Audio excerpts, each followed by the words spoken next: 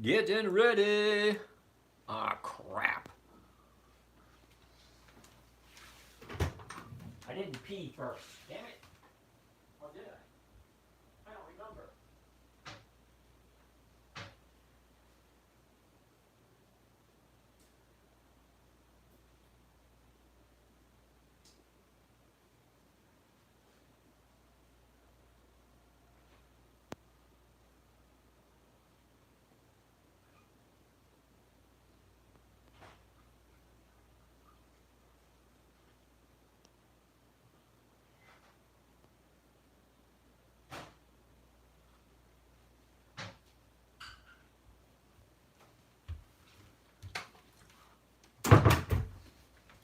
Good evening, good evening. I was just a little bit late, little bit late, little bit late. La la la la la la la. Little bit late, late, late. Uh-oh. Move this back over this way. Uh-oh, come on. This.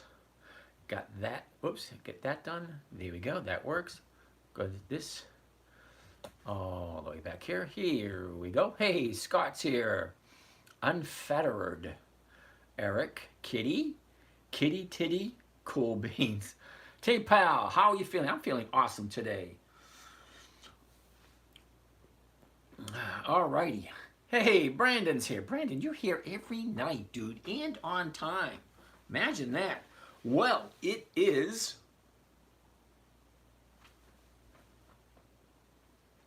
wrong freaking screen. We're looking at the wrong screen.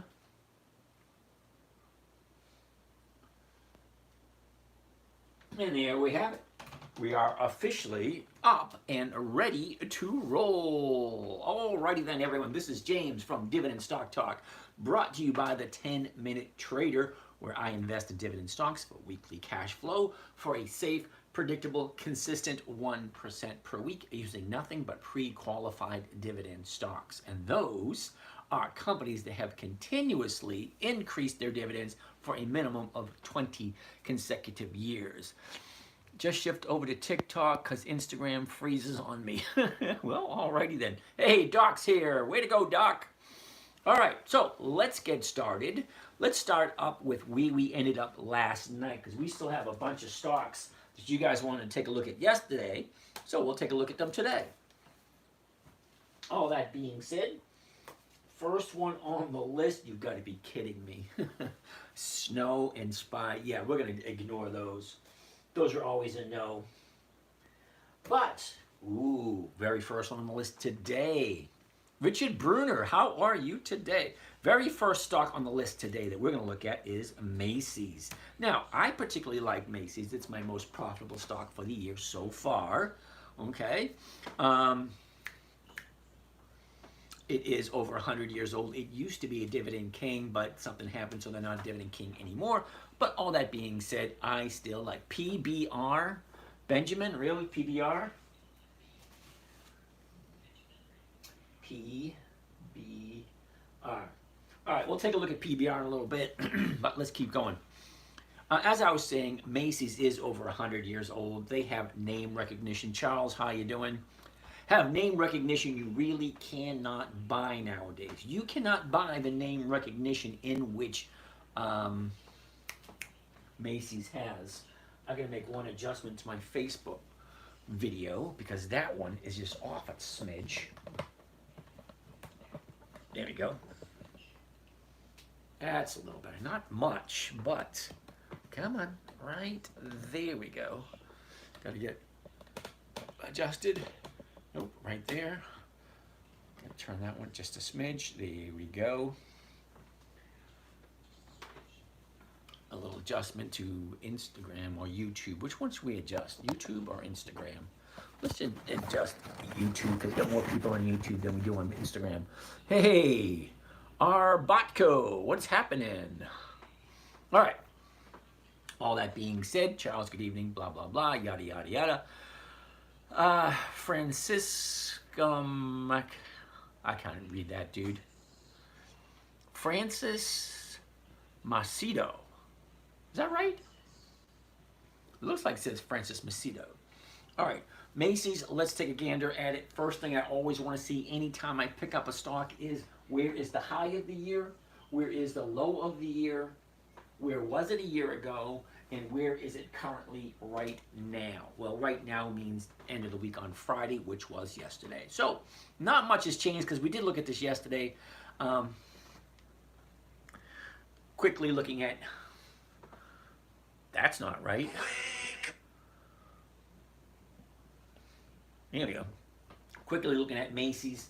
Here's our high in March. The bottom was in October. Here's where we are right now in August. So let's take a look at those numbers and find out exactly what kind of a trade would Macy's be coming up on Monday. Well, first thing we look at is, what is the current price? The current price at this moment in time is $15.98. So $15.98, the 16th is going to be the closest strike price. So the 16 is going for 31 cents a share. That is very close to 2%. Now, I like 2%, but let's take a look at the last 30 days and see if this thing actually looks like a good idea. So 30 days ago, we were at $16.97. We bottomed out the 5th of August. Here's the top right here on the 19th. And this looks really good. Look at this gap. That's going to shoot up eventually. Here's our high in March. The bottom was in October. I took him to Kelly's. Okay, sorry, I had to deal with that. No, I don't want that.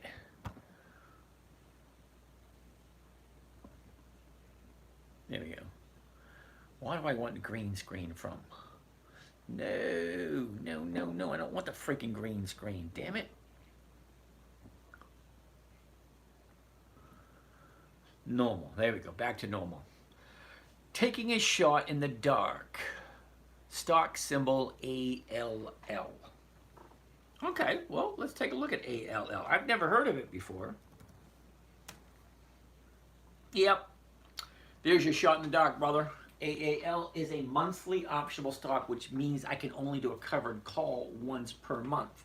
I don't really like monthlies because the numbers just don't work, and I'm not making as much money as I would like to make. You've got to be kidding me. 24 at 9 o'clock at night? Let's reboot this thing and see what happens. You guys don't go anywhere. I'm going to reboot. Alrighty. That's 100% metal and laser.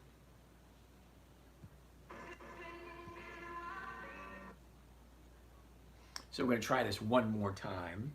For those of you here on YouTube, you guys Instagram, and those guys on Facebook. All right.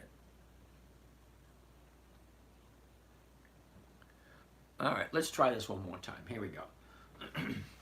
Okay, so ALL, I'm not really quite sure why we're looking at ALL. It's a monthly optional stock, and monthly options just don't work. The numbers just aren't there. It's like, no.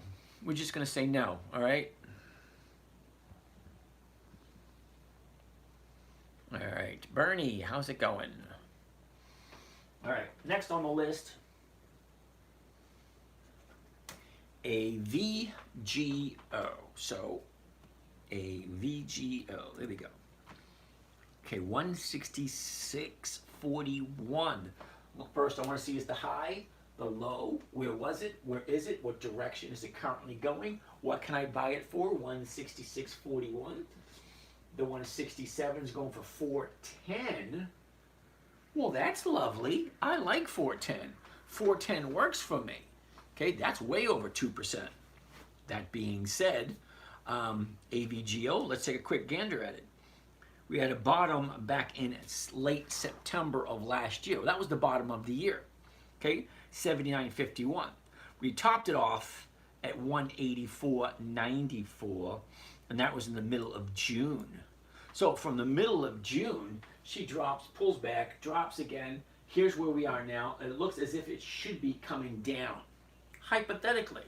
So let's take a look at seasonality to find out what it usually does. Death Metal, thanks for hosting this. What are your thoughts on Johnson & Johnson? Ooh, and Johnson & Johnson and Pfizer. J and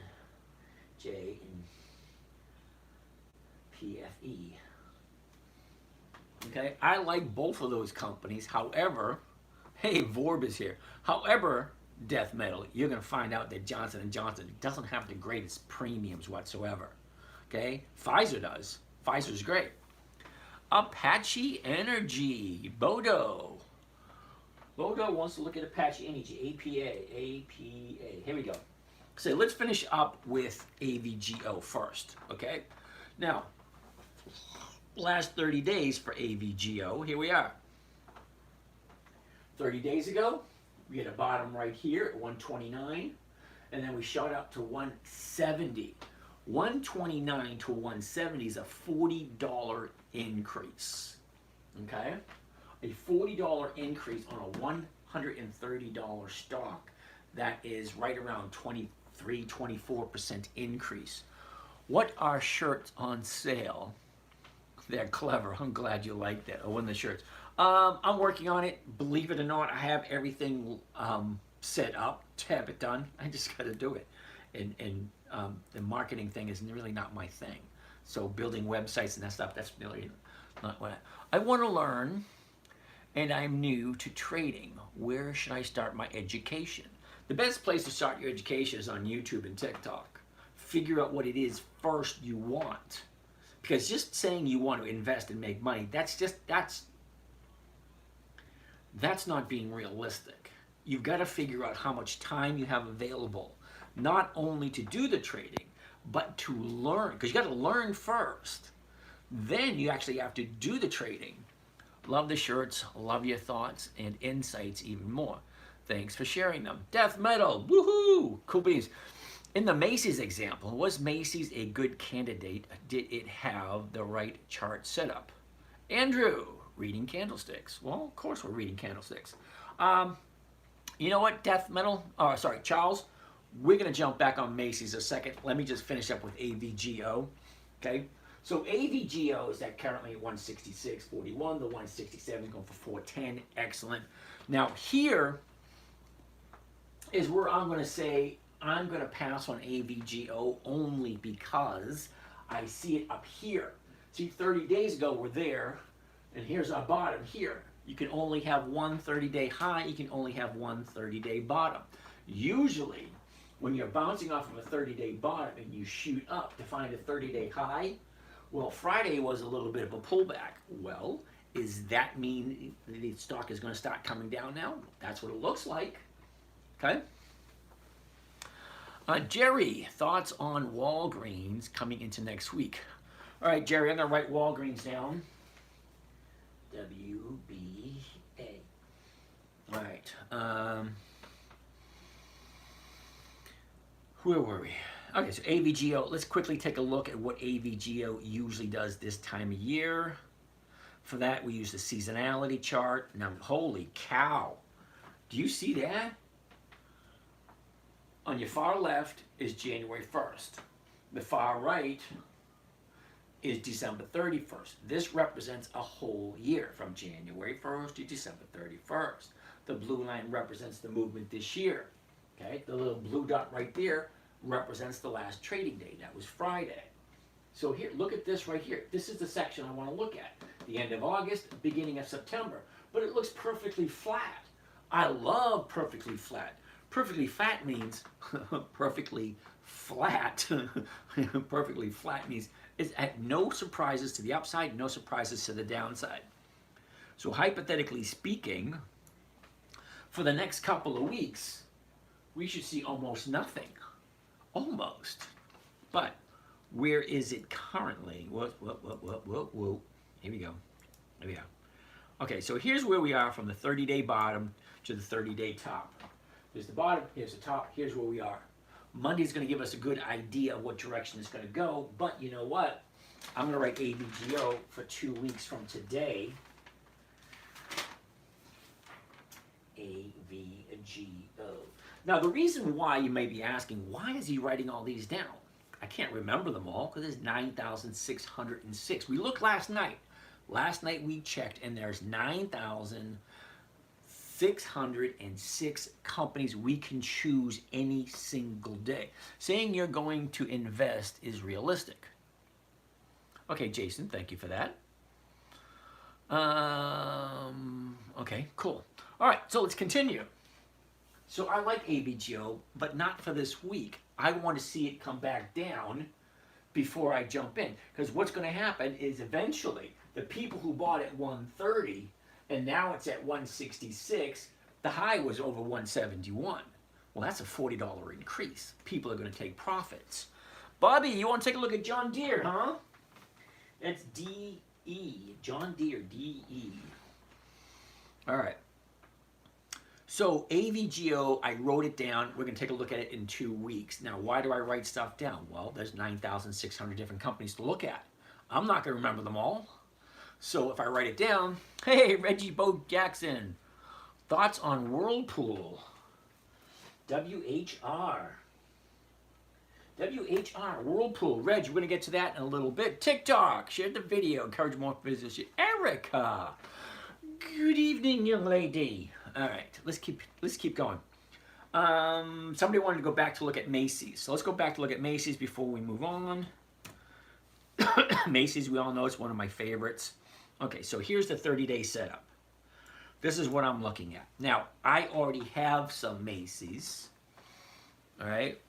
What about Toyota Motors? Sorry, Erica, we looked at Toyota Motors years ago, and it just doesn't look right. I believe it's TM, isn't it? But we'll take a look at it just as a refresher. Okay? Now, Macy's, somebody wanted to see if it was a good setup for next week. Now, I can't tell you. I honestly can't tell you whether you should buy it or not. All I can tell you is what I'm looking at, and then you guys have to figure out, is it right for you? Well, we saw where it was a year ago. Okay? A year ago, it was at $12.47. $12.47. The bottom was at $10.52. Now, we looked up the book value yesterday. It has a nice book value to it. Let's take a quick look what the book value is for Macy's. Now, to look at the book value, we're actually going to go to Yahoo Finance. Slide on down. Book value for Macy's is $15.51. Uh-oh, Chesapeake Energy. Uh-oh, Tom Pay wants... Is that Tom Powell or Tom Pay? I don't know. Advanced Auto Parts. AAP. And what else was there? BTC. Lucky Perez. How are you today? You're going to be new here. CHK. Now, the reason, Lucky, I say that you're new here, I don't do Bitcoin at all. So you're just wasting your time being here, to be totally 100% honest with you. All right, I don't do Bitcoin. Okay, I love the idea of cryptocurrencies. It's Tom. All right, Tom, I'll see if I can remember that. Hydrogen wants to take a look at U.S. Steel.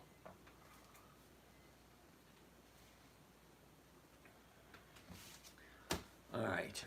Yeah, so Lucky Perez, I don't do cryptocurrency at all. I love the idea of it, and I can't wait until it becomes legal tender.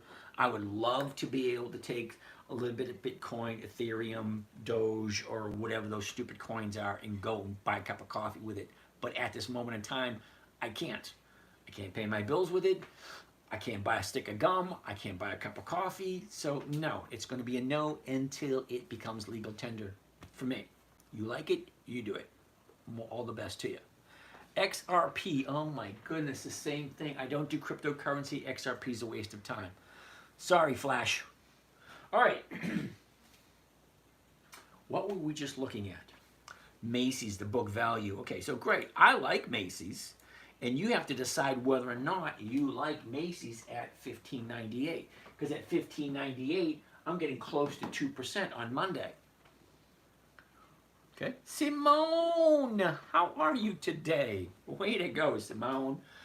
APDN, Homewood Astro. Oh my goodness.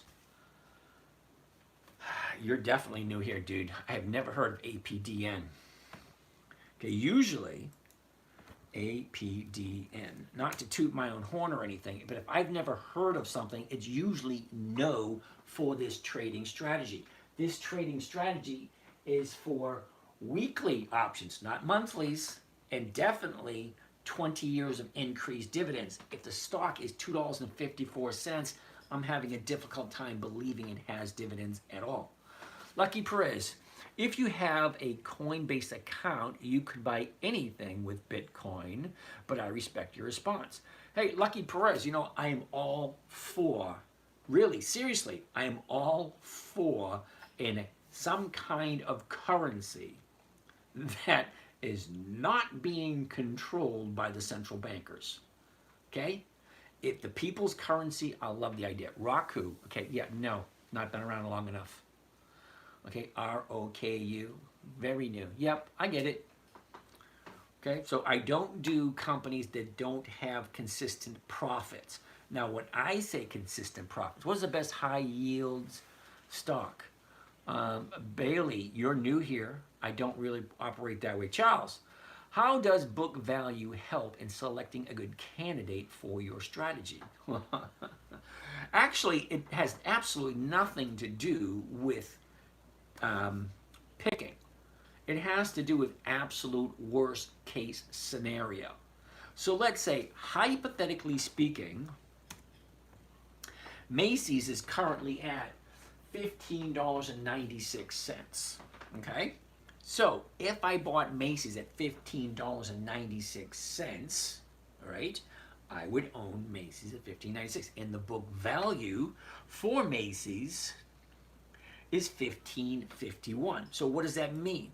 Well, basically what that means, if some judge somewhere said, sorry, you need to liquidate, you need to pay off all your debts. Well, all your debts have to do with investors, assets and liabilities. You take all the assets, all the liabilities, shuffle them out together, sell off everything. That's your book value. That's if you sold everything the company owns. And why is it important? Well, it's not important at all, but here's the thing. Let's take a look at NVIDIA, NVDA. Okay, NVIDIA at this moment in time is $129 per share. Okay, here's where it gets a little enlightening for you. And maybe you'll see why I find it NVDA.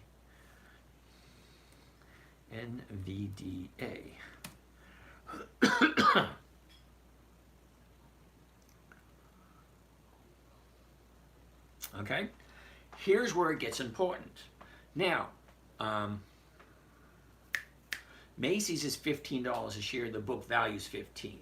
NVIDIA is $129 a share, but it's only $2 book value. That means if you liquidated NVIDIA, you got 129 bucks per share, you're getting $2. That's it. If NVIDIA sold off everything they own, all the assets, paid off all the liabilities, the investors would get $2 a share. That's why I like looking at the book value. Now, Ford, General Motors, Macy's, AIG, Bank of America, all those companies, the stock value is higher than the book value. So I find that to be no risk whatsoever. Tasha, hi, I tried to find the graph you are working with, but I can't. Could you guide me in finding it? Hey, Lucky Larry's here. Tasha, this is what I'm using is Thinkorswim. Now, you can download this for free at thinkorswim.com. You want stock price higher than the book value? No, I don't. Because absolute worst case scenario, if something goes wrong in the corporation and the corporation is ordered by the Supreme Court or a higher court to liquidate, okay, I want to know what I'm getting paid. Okay, NVIDIA has a $129 stock value, but a $2 book value. So that means if NVIDIA liquidated everything and paid off everyone, you're getting $2. If Macy's liquidated, well, I'm getting more than I paid for the stock, because right now Macy's is $15.98 and the book values are at $15.80 something. What is Apache Energy book value? Bodo Glint, we'll take a look at that in a minute. Hold on a second. APA, Apache. Okay, Apache's book value is at 1466. Okay, now what are we looking at Apache? APA. Okay, it's a $28 stock. See, I don't mind a $28 stock if the book value is 14 bucks. PBR, book value, and dividend are amazing. Oh my goodness, Benjamin, PBR. Okay, that's a $14 stock price. PBR.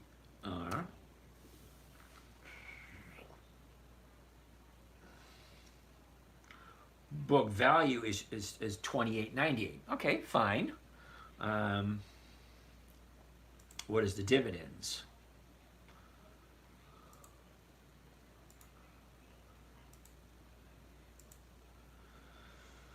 Yeah, here's where I have a problem. All right, number one, they have 20 years of dividends. Okay, fine. But here's the thing. Let's go over to some of the numbers. Benjamin, you ready for this? Benjamin, this is for you. PBR dividends. Are you ready? 2001, it was a 30-cent dividend. The very next one was 2 cents. Then it went to 23, to 6, to 11, to 25, to 19, to 26, 21, 21, 27, 47, 23, 17, 28, 29, 18, 12, 80, 29, 34, 22, 22. Yeah, I'm going to say no thank you. All over the place. No consistency whatsoever. And I can't see how you can possibly overlook this. Okay, Benjamin, look, the numbers are right there. Okay, 2023, $1.16. Then they dropped it to 76 cents. And then they dropped it again to 47. Bumped up to 55, dropped it to 43, bumped it up to 68, dropped it to 41, dropped it to 39. Hell no. What are you thinking buying a stock that's not consistently profitable? FIHL all day. Derek, what do you think about a medical equipment manufacturer? EDAP. They have colon cancer cure. Okay, interesting. EPAD. EDAP.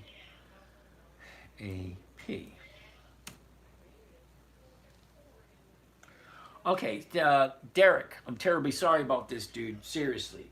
But EDAP has no dividends whatsoever.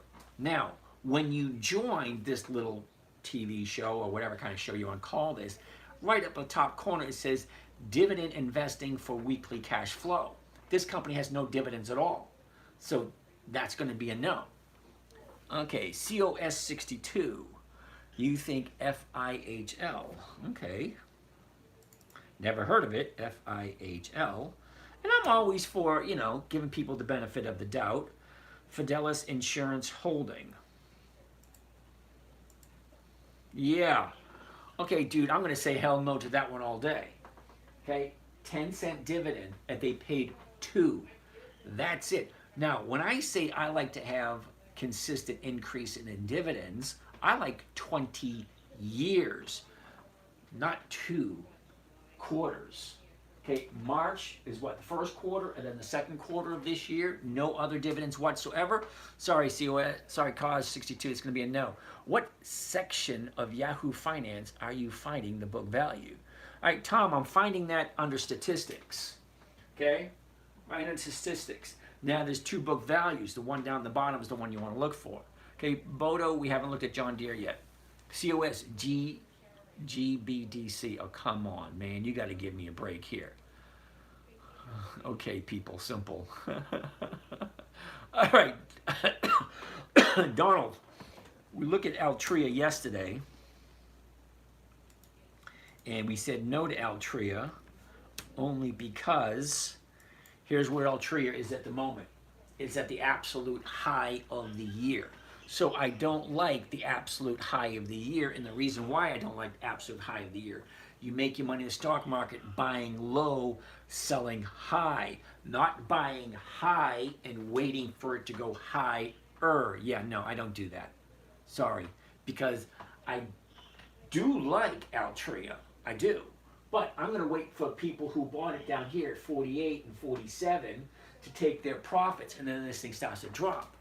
Because if you think about it, you and me, we decide what is too high and we decide what is too low. See, right now, if I owned it at 52.44, I'd think about selling and taking my profits. See, I'm not in it to get married to a stock. Hell no. I want to jump in, grab a profit, and get the hell out. Hey, Tom, I haven't forgot about Advanced Auto Parts or John Deere. Only dividend stocks I own is AGNC. What do you think about them? Well, we already looked at AGNC earlier. Okay, AGNC, look, we had our 30-day top right here. Here's your 30-day top, here's your 30-day bottom. She went up, she dropped. She went up, she dropped. Now she's going back up again. How far is she going to go up? I really don't know. Well, let's take a look at seasonality to get an idea of what it normally does this time of year. Okay, so this time of year, AGNC, based on historical performance. Now, this is called a seasonality chart. Okay, it has 10 years worth of stock chart information, and the average is out over the last 10 years. So this is 2014, 2015, 2016, 2017, 2018. Hey, Macarena. Yeah. Anyway, so based on historical performance, and this is not guaranteed, this is based on what did it do last year, the year before, the year before, the year before. On average, it has a tendency to go down at this time period. Okay, don't get me wrong, I like AGNC, but look where the chart is. You can't argue with the chart. Okay, here's the high of the year, here's the bottom of the year. Okay, basically she stayed in a nice channel. Now she's going to the upside. Well, once you get to a certain height, it turns around, comes back down. All right, GBDC. Okay. Now, I understand COS, cause 62. I understand you live in your own little world and you think what you're looking at everybody knows about. I've never heard of GBDC. GBDC. Yeah, that's going to be a no, dude. Sorry. It's a monthly optional stock, number one. Number two, I've never heard of them.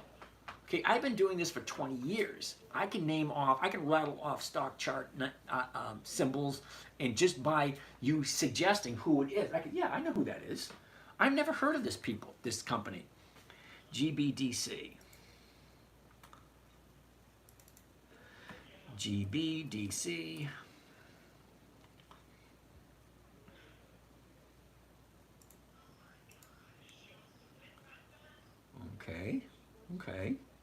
Okay, they've been paying dividends since 2010. So what is that, 14 years? Not quite. I like 20 years. Now, think of it this way, okay? I look at companies that have consistently increased their dividends for 5 decades. That's 50 years. I also look at companies that have increased their dividends for 20 years. That's 2 decades. Okay, this one only has 14 years. So no, it's not on my list yet. Okay, now you may think, why not? Well, here's the reason. Because there's 9,600 different companies to look at. I can only look at so many. And I have certain criteria. 1, consistently profitable. Well, that means they have to increase their dividends every single year. Okay? 2, weekly options, because I want to have weekly cash flow, and the only way I'm going to get that is with weekly options. So this company here, 14 years worth of dividends, and let's take a look at them. Okay, in 2010, they started at 24, they went to 30, 31 in 2011. Okay, and to 2016, 5 years, and they did not increase their dividends whatsoever. So what does that tell me? Well, that tells me that 5 years, they weren't consistently profitable. Okay, think about it. if you're doing a business, okay, expansion and growth is a must. If you're not expanding, if you're not growing, why would I put my money into a company that's not expanding and not growing? Okay, it was at 31 cents for 5 years. 2011, 2012, 2013, 2014, and 2015. Okay. And then, 2016, still at 31. 2019, still at 31. Jumps to 45, drops to 32, drops to 29. It's at 29, then it went to 30, 33. What is that? August 2023, 4 cents. And then 37, and then to 7 cents. And then 7 cents again, and then 6 cents, and now 5 cents and 10 cents? Oh, hell no. Sorry, cause, seriously, dude. I can't help you out. Seriously, I can't. We're talking about your money, okay? If you want to put your money into a company that's not consistently profitable, hey, that's your thing. Okay, please, before you ask me to look at anything, make sure it is consistently profitable. That's number one. Number two, weekly options. That would be great. Bodo, you want to take a look at John Deere? Now, I know John Deere is a profitable company. I don't have to look at that because John Deere is one of those dividend, what do you call those thingies? Dividend aristocrats, I believe. Okay, so now John Deere is a little pricey for me. I like stocks under 250, but I'm going to take a look at this for you. First thing I always want to check is the high. Well, that was back in September. The low, well, that's at the beginning of August. Okay, where was it a year ago? Where is it now? Okay, great. Everything looks good there. Now let's take a look at the actual numbers. What can I buy it for? Monday, 381.70. Okay, this was in $5 increments, so it's 380, 385, 390, 395, so on and so forth. So the closest one is going to be the 385, and that's 212. The 380 is going for 455. That's a possibility, the 380. Okay, great. Well, a year ago, John Deere's sitting at 388. The top of the year, last September, that was 423. Look at the movement. Okay, up, down, up, down, up, down, up, down, up, down, up, down, up, down, up, down, up, down. Nice movement. Okay, last 90 days. The reason why I want to look at last 90 days because I want to look at the movement over the last 3 months. Okay, you and me, the buyers and sellers, we decide what's too high and what's too low. Okay, back in mid-June, we went up, down, up, down, up. These are big moves, up, down. Well, look at that. Okay, where we are right now, 381. I would not jump into this because look where it is. Here's your bottom here. Here's your top. Now, she could continue to go up to challenge these two tops right here. Okay, but that's not that much to go. It's only $10. You know, can it really go $10 more to challenge this high right here? Okay, okay, highs there, lows here. Okay, highs here. Well, where's it going to go next? Usually it calms down. So let's take a look at seasonality. What does it normally do this time of year? This time of year, just basically flat. Okay, John Deere doesn't do a whole heck of a lot this time of year. So if you like John Deere, hey, more power to you. You're getting more than 1%. I personally don't like where the current chart is. Okay. See, here's your bottom. Here's your bottom here, the beginning of August. And here's it now. Okay, it went from 340 to 380. That's a $40 jump. That's more than 10%. So when a stock jumps up more than 10% in 1 month, well, there's going to be a lot of people jumping ship and taking their profits. Okay? Only dividend stocks I own is AGNC. We're look at that one. Tom, thanks, no problem. Tom, don't forget AAP. Well, let's take a look at AAP. Oh, wow, I missed all these questions. Woo. Okay. Bama Redneck. Increased dividends 20 years. 10 is hell no. Sorry. Bama Redneck, I'm saying hell no to 10 years. Because I'm looking at 300 companies as it is. If I dropped it down from 20 years down to 10 years of increased dividends, I'd be looking at way too many. I won't be able to keep up. Cause 62, GBDC, you wanted dividends. Okay, I'm going to repeat it in a slower delivery so you will understand. I want consistent increasing dividends for more than 2 decades. Now, if you don't understand what a decade is, that's 10 years. So 2 decades would be 20 years. So GBDC is going to be a no. Mark, MU, huh? All right, Jerry, Dow. Didn't we take a look at Dow the other day? Dow. 53, the 53, the 54s. Yeah, we looked at Dow the other day. Okay, high, low, or was, or is. What am I paying for it? 53.76. The closest strike price is going to be the 54. The 54 is 24 cents. Yeah, no thanks. Not enough money there. Okay. GBDC, a $14.99. It's a monthly. Yeah, I can only do a monthly once per month, which means 12 times per year. Why do I dislike them so much? Well, current price at this moment in time, this moment in time is 15.03. So if I buy it at 15.03 and I sell the 15s, I'm getting 5 cents. Then I gotta divide that by 4 because I gotta hold it for 4 weeks. Okay, what about those numbers sound appealing to you? Okay, number one, at $15, I want at least a minimum of a 15-cent premium on a weekly basis. For a monthly, that's going to be 60 cents. Okay, that's not even close. Okay, monthly is going to be 12 times a year. Okay, now I'm not a college graduate. I admit that freely. I didn't go to college, but I do know 52 is higher than 12. So if I'm doing a monthly, I can do it 12 times a year. 12 times a year just doesn't cut it for me. So cause 62, I don't know what to tell you, but please reach a little deeper. Find companies that have 20 years of increased dividends. If you don't know who they are, here you go. You ready? Grab a pen, paper, crayon, mascara, lipstick, whatever floats your boat. Dividend Kings. 54 companies that have increased their dividends for 5 decades or more. BlackBerry, what's happening?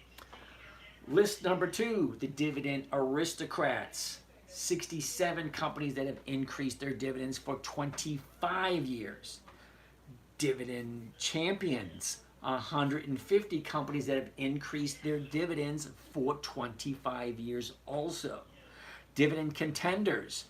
300 companies that have increased their dividends between 10 years and 24 years.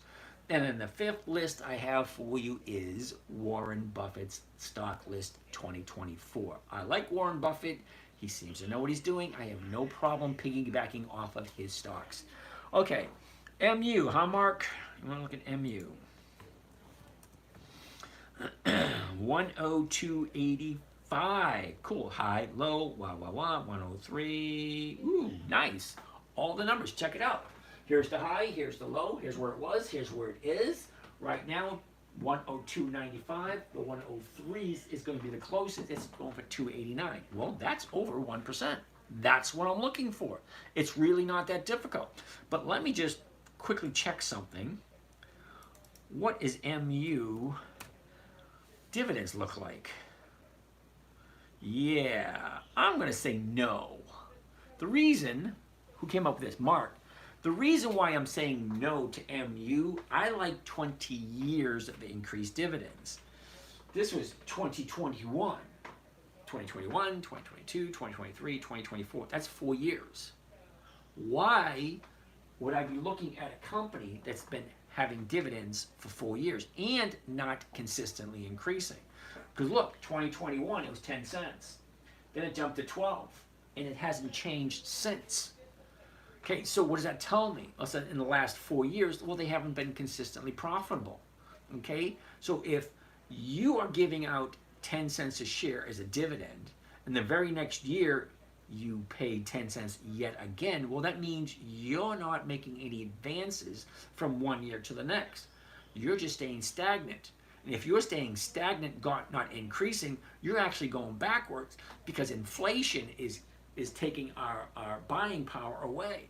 So if I'm buying a stock that doesn't increase their dividends to keep up with inflation or consistently increasing, it's kind of a pointless endeavor. All right, so sorry, Mark, MU is going to be a no for me.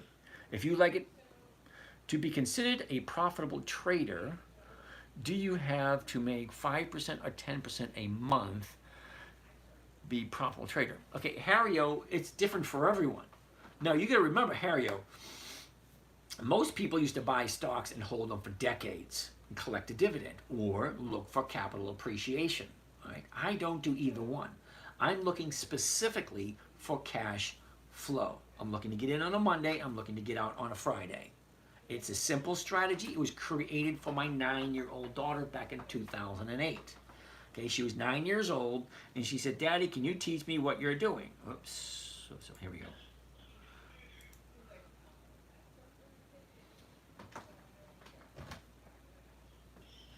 My internet website company, which my dad didn't let me call it that, but I do. Hi, I'm Tracy, and as you being part of my internet website company, which my dad didn't let me call it that, but I do. Being part of that, you're going to be getting weekly 12. You can buy it. Maybe getting at least 2%. That's 50% per year. That's cool. Anyway, this is James. That always makes me laugh every time I see that.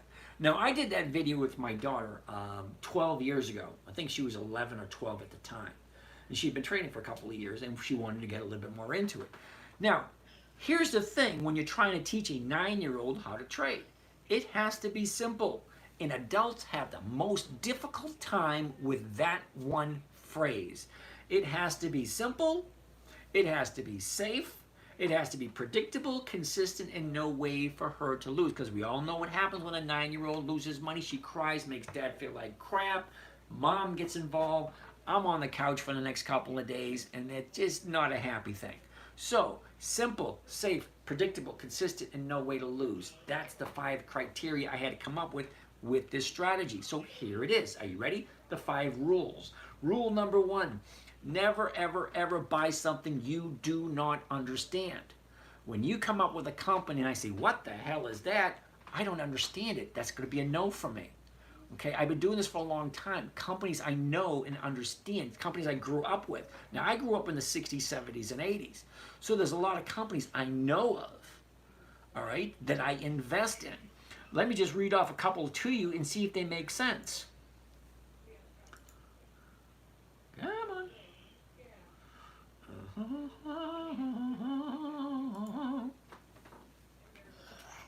August 24. Ally Bank, Aon, DHI, Siri, Visa, Wells Fargo, Moody's, Heimlich & Payne, Kroger, Capital One Finance, Apple, Chevron, Jeffries, UPS, Louisiana Pacific, Johnson & Johnson, Heinz Ketchup, T-Mobile. That's just some of them. I know almost every single, I don't know who DHI, I have no idea what they do, but that's on Warren Buffett's list, so I'll take a look at that one. Okay, what else do we got? Ooh, look at that one. Kinder Morgan, Citigroup, Ford, Intel, British Petroleum, IBM, Wells Fargo, Starbucks, Hershey's, Emerson Electric, Walmart, Exxon Mobil, Clorox, U.S. Steel, ConocoPhillips, Apple, Chevron, UPS, 3M, Johnson & Johnson, Baxter, eBay, Corning. I heard of all these companies. When you rattle off stuff I've never heard of, well, it's going to make me feel a little queasy, number one. Then I start looking in a little deeper. Well, they don't have 20 years worth of dividends. Why the hell am I looking at them? They don't have weekly options. Why the hell am I looking at them? Every single green spot you see on here represents an EX date. And the EX date is the last date a stock trades before the dividend is paid. And this is where dividends come into play. Each one of these green dots represents the dividend date. If I want to collect a dividend, I have to buy it before the green dot. Okay? Here's Target, the 21st of August. Here's eBay, the 30th of August. Whirlpool, the 30th of August. Walmart, the 16th. Wells Fargo, the 9th.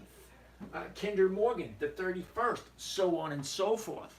I know all these companies. Merck is on my list, $1 billion. Okay, Merck actually on my list somewhere. Okay, now I only do stocks that I know of and that I am comfortable with. Okay, remember rule number 1: never buy something you do not understand. Rule number 2: never sell at a loss. Rule number 3: make sure the company is consistently profitable. Consistently profitable. The best, easiest, and fastest way to see if they're consistently profitable is, do they increase their dividends? Now, the dividend, if you didn't know, is a portion of the corporate's profits, the corporation's profits, that they give to the shareholder. So if they're consistently profitable, okay, year after year after year, well, that dividend, that portion will increase every single year. If it doesn't increase every year, well, that means that the bottom line didn't increase from one year to the next. Okay, so when I look at a stock and they pay the same dividend year after year after year after year, that only tells me that they're not consistently profitable. They're actually losing money because they're fighting against inflation.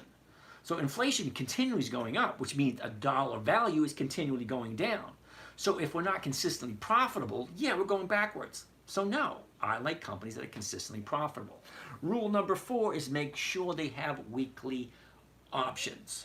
The reason for weekly options, well, I grew up in the 60s, 70s, and 80s. I went to work 8 o'clock Monday morning and 4 o'clock Friday afternoon. I want to be paid.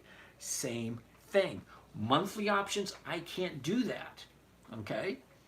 I don't like monthly options. They just don't pay the same. You can write off every single monthly optional stock, put it up against a weekly. A weekly gives a 1% or more. Those are the ones I like. 1% or more per week is over 50% per year. All right, let's progress forward. All righty, so MU is going to be a no for me. Merck, MRK, MRK. MRK. First thing, high, low, where was it, where is it, what direction is it going? All right, the price, 116.62. The 117s are going for 78 cents.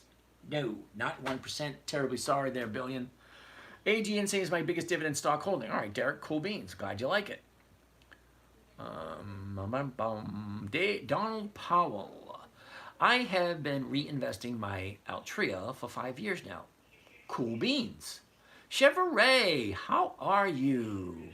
So happy I found your stream. GMR Turtle. Okay, welcome to the show. Donald Powell. Now, Donald, don't get me wrong. I love Altria. I really do. They are dividend king. They've increased their dividends for over 50 years. That's 5 decades. They've been in business for over 100 years. I really don't think Altria is going anywhere. However, here's where they are now. Now, here's an interesting idea. Just an interesting idea. Okay? Number 1, it's at the high of the year. Okay? It's not a profit, Donald, until you take it. And 2, nobody ever went broke taking profits. So it's at the high of the year at this moment in time. So what are the odds of it going up higher? Ooh, you think it's a 50-50, but it's not. It's 1 in 266. Because you can only have one high of the year, and you can only have one low of the year. There's 266 trading days in the year, so the odds of tomorrow being the high of the year, Monday, of course, okay, is 1 in 266. Now, like I said before, the people who bought it back here in February at 40 bucks, well, now it's at 52. That's a $12 increase. Now, a $12 increase on a $40 stock, because it was a $40 stock back in March, February, January, November, and December it was 42. But still, that's a $12 increase. A $12 increase from here to there, that's a 25, actually 26 or 27% increase. Okay, and as I said earlier, it's not a profit until you take it. So yeah, you can. It looks good on your paper. Okay, now I'm not sure if you know this, but Miss Kamala says she wants to start taxing unrealized gains. So if you bought it down here, now it's up here. Whether you sell or not, you still got to pay taxes on that, according to Miss Kamala. All right, imagine that if you bought a house for 100,000 30 years ago, and now it's worth $1 million. You got to pay taxes on that 900,000 valuation increase, whether or not you sell. All right, let's keep going. Kranal Patal, hi, can I check for Albemarle, please? Ooh, I like Albemarle, A-L-B. Albemarle has some nice numbers. Very quick, very first thing. It takes 3 seconds, maybe less. High, low, where was it, where is it, what direction is it going? Okay, 5 things. High, low, where was it, where is it going now? Okay, high, low, was, is, direction. That's 5, really quick. Second, what am I buying for Monday morning? 91.63, the 92s are going for 152. That's over 1%. It's really not that difficult. You want to quickly see what 1% is? You see where it says right here, 91.63? You take the decimal point, move it over 2 places. 0.91 is 1% of $91. It's that easy. And the 92, which is the closest strike price, is going for $1.52. That's 1.5%.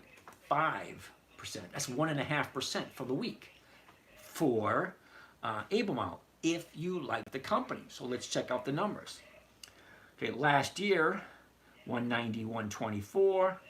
A couple of weeks later, she jumped up to 203. So 203 is the absolute high of the year. Now from there, she drops down to this trading range, okay, between 114 and 120, 130. And now here's the bottom right here, the last 30 days right there. This is what it's looking for the last 30 days. 30 days ago at 92, jumps up to almost 100, okay, almost 100 right there, pulls back, here's our bottom here at 72. So our 30-day bottom, which was, what, last week? And she jumps up, now we're at 90. So from 72 to 90, that's an $18 increase. Okay, that's over 20%. Think about it. If you're an investor and you buy a stock at 72, and now 1 week later, or a week and a half later, it's up over 20%. Are you going to take that profit or are you not? It's not a profit until you take it. All right, let's keep on going. What charting program are you using? Derek, that's not a charting program. This is actually a trading platform through Charles Schwab. You can download this trading platform. It's called Think or Swim. So thinkorswim.com, download it onto your computer, your laptop. It's owned by Charles Schwab. Okay, now Charles Schwab bought it from TD Ameritrade, who bought it from the creator. Enzo Amor. Que passe? Oh, Enzo Amor. Bonjour, bonsoir. Comment ça va toujours? I don't know if I got that right. Anyway. Are you only analyzing dividend stocks now or growth stocks as well? Jason, I'm terribly sorry, I don't do growth stocks. Now, the reason why I don't do growth stocks is I'm 60 years old. I'm retired. Growth stocks are a younger man's game. It is. It's a young person's game. Okay, you're going to take 5,000, 10,000, 20,000, put it into a company and wait for it to go up. Yeah, sorry. If I do that, I'm going to have to go back to work. No, thank you. Okay, so look at it this way, Jason. I make 1% every single week. Safe, predictable, consistently. Okay, 1% every week. That allows me to live comfortably. Okay, if it wasn't for that, I would have to go back to work, and I'm going to say no thank you. Now, you may think, hey, you're an able-bodied person, you should go back to work. Yeah, no thank you. I've been working since I was 13. 1973. In 3rd grade, I got my first job at Old Man Simmons Farm. All right? Yeah, no thanks. I don't want, I'm kind of enjoying the retired life. How long have you been full-time? Well, I quit last November. Okay, so last November is when I decided to retire. So full-time ended for me in November. All right, let's keep on going. Bama Rock. Oh, yep. Derek, literally no premium, but income is nice. But I like 1%. I like 1% too. Okay, if you think about it, 1% per week, safely, predictably, and consistently, comes to over 50% per year. Now, if you do not think 50% a year is good enough for you, then you're definitely in the wrong place. How the hell did we drop to 57 people? Holy shit. Oh, it is Saturday night. All right, if we can't get the numbers up a little bit higher, I'm going to call it a night. So you guys like, share, comment, all that crap. Get this number back up over 100 again. Steve, you on Intel. Intel, INTC. Now, I like Intel, INTC. I think I might even own some Intel. Hold on a second. Nope, not that one. Hold on. Intel, nope. Intel, right here. Yep, I got some Intel right here. All right, so I'm in Intel at $20.99. INTC. Okay, here's our high, here's our low. Here's where we are the last 30 days. Okay, so let's check out Intel. 30 days ago was our 30-day high. We got this big drop here. Here's our 30-day bottom. Look at the slow incline to the upside. Very slow. Okay, but at 20.66, if I sold the 21s, well, that's 31 cents a share. That is well over 1.5%. Now, I like Intel. Okay, I own some Intel. So I have no problem whatsoever buying Intel over and over again and continually rotating it so I get that safe percent every week. Justin, thank you for that. Bama Redneck, Jeffrey, dividend stocks are the bread and butter in this strategy. He does other things. Yeah, I do, but this is the only thing I do here. Can you check Abelmom? We already checked Abelmom. Jason, I've been watching a pharma stock, SHPH. What do you make of its recent trend this week? Jason, I've never heard of them. Okay? Now, I don't know if you were here earlier. When I say if I've never heard of anything, more than likely it's going to be a no. Yeah, it has no options. Okay? And look at it. 6.5, now it's at 2. It's jumping up. So you need to check if you like it. If you like it, it's at the bottom now. Now, you're going to make money in the stock market buying low and selling high. It doesn't get much lower than this. This is the low of the year. If you like the company. Me, no thank you, because it's not been around long enough and it doesn't have any historical performance and it doesn't have options at all. Intel, we looked at that one already. SPY, I don't do spiders. They don't pay the same, the numbers, and it's a totally different strategy. Uh-oh, I missed all these. Ugh, holy cow, did I miss all these? Okay, Mac. Do you compare your returns over the time to the S&P 500 to know if you're beating the average? Mac, I average over 50% per year. As a matter of fact, Mac, let's take a quick gander at where I'm standing at this particular moment in time. Now, at this particular moment in time, all right, I share 3 accounts with you guys. Now, I have like 6 accounts. I only shared 3 of them. It used to be 2, but I pulled in another one. But, where are you? Mac, you ready for this? Account number 1, year to date, 46%. I think that's a little bit better. Oh, look at this one. Account number 2, 69%. Well, that's not bad.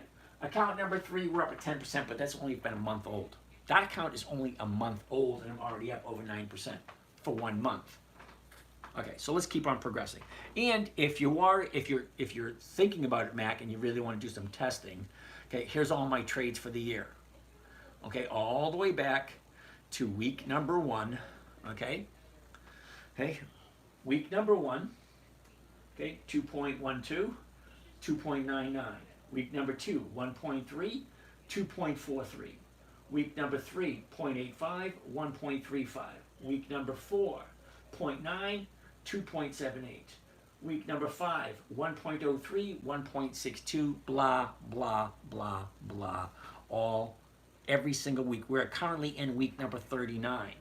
Monday starts week 39 for the year, or was it week? I don't even know. Anyway, let's keep on moving. Moving along. Okay, what else we got here? 1% a week, and he's beating the S&P on an annual basis. I am. Krunal already looked at Abelmont. All right, let's keep going. GBDC is throwing 2 times dividends in a month. Simone, take a close look at that again. How do you know the stock has a weekly payout? Ishmael, good question. Here we go. Now, Ishmael, you're thinking about it a little bit wrong, because it's very important to use correct terminology. All right, now I'm not insulting you or anything. You may think it's one thing and it's not. Now, it's not a weekly payout that I'm looking at. I'm looking at weekly options. 30 August 24, that's this coming Friday. 6 September, well, that's 2 Fridays away. 13 September, that's 3 Fridays away. 20 September, that's 4 Fridays away. Every single week, it has an option. And the option is what's allowing me that weekly cash flow. Now, I don't buy options, I sell options. So if I buy this stock right here at 1973, which, by the way, Mrs. Flagg was my homeroom teacher in 3rd grade in 1973. Hi, Mrs. Flagg. Neil. Islamic Party supporting nuclear power, blah, blah, blah, blah, blah. Okay, I have no idea whatsoever. Okay, where was it? Oh, so if I buy it first thing Monday morning in 1973, the closest strike price is going to be the 20, and that's 5 cents. That just doesn't work for me. Or I can look at the 1950, and that's going for 30 cents. Well, I'm losing 23 right away, and it brings me to 7. The numbers just don't work on this one. Okay, so Ishmael, what I'm looking for is a good, solid company that I like, okay, that I'm actually making money on. Well, this one right here, Macy's, $15.98. The closest one's going to be the 16. Now, the 16 at 31 cents, that's close to 2% for the week, and it has weekly options. Now, GPC is a great company, but it has monthly options. See, 20 September, 18 October, 15 November, 20 December. That's monthly. I can't do that because I can only do it once a month, and once a month doesn't give me the kind of money that I'm looking for. I'm looking for 1% per week, and I have found that certain companies consistently give me more than 1% per week, and those are the ones I like. All right. Poseidon's Last Molar, what's happening? Ricky, ASO, what the heck is ASO? ASO. ASO.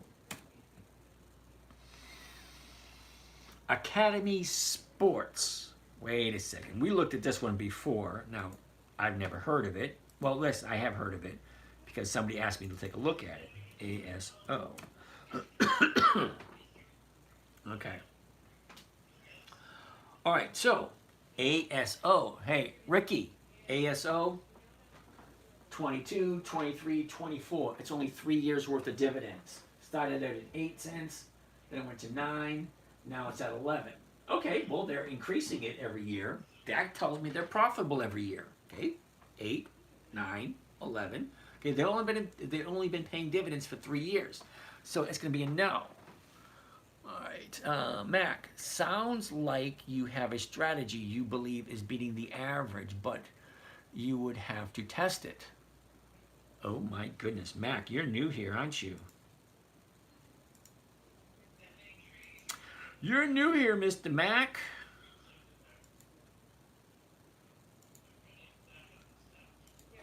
Hi, I'm JC, and as you being part of my internet website company, which my dad doesn't let me call it that, but I do.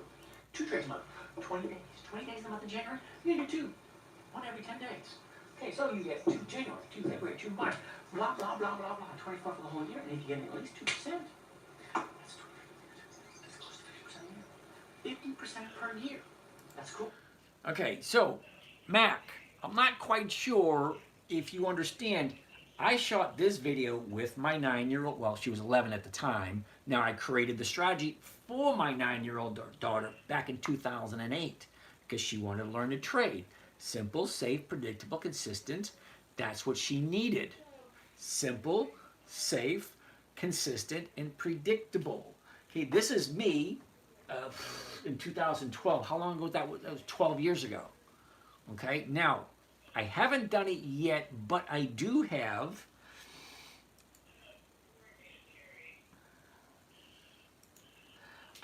these little thingies, okay, that go all the way back into 2012 and 2013, showing what I bought. See, here's timestamp right here. April 8th, 9:35 a.m. I covered call with lows, 238.62, sold the 240s for 216, blah, blah, blah. I have those going all the way back to 2012. So you're asking, have I tested it? Well, I actually live it because I've been doing it for the past 15 years. Now, I've been trading for 20 years, okay, but the first 5 was kind of, I was new and I was all over the place. All right, so just to answer your question, yeah, I have tested it, and yeah, I continue to do it consistently. Sky, there you go. Sheila, how are you? Oh, Sheila's here, Mac. Against the index fund and prove you consistently beat it. Oh my God, an index fund. Do you mean, kind of curious, I'm just going a shot in the dark. You mean an index fund, kind of like VOO? VOO is an index fund. It's an ETF. Okay, and what does that give? Okay, VOO is paying 1.3% for the year. Okay. SPY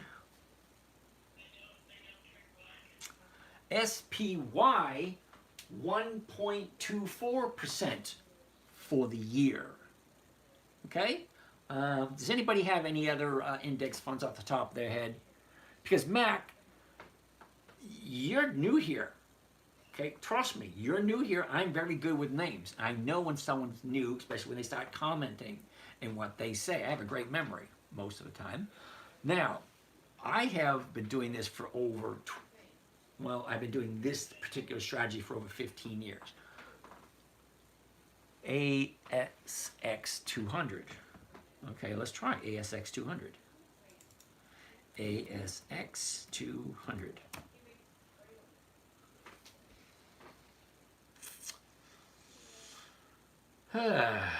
ASX 200 is not an exchange, not a fund.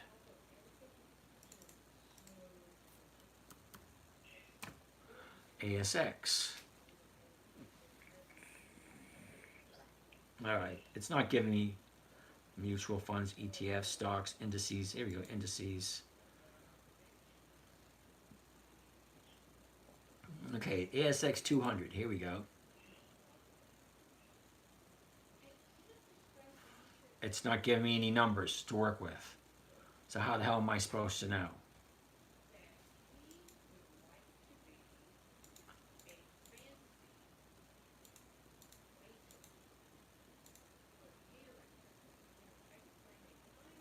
Okay. Uh-oh. Try and check and see if I'm human. Here we go. There you go. Verify to continue. There we go.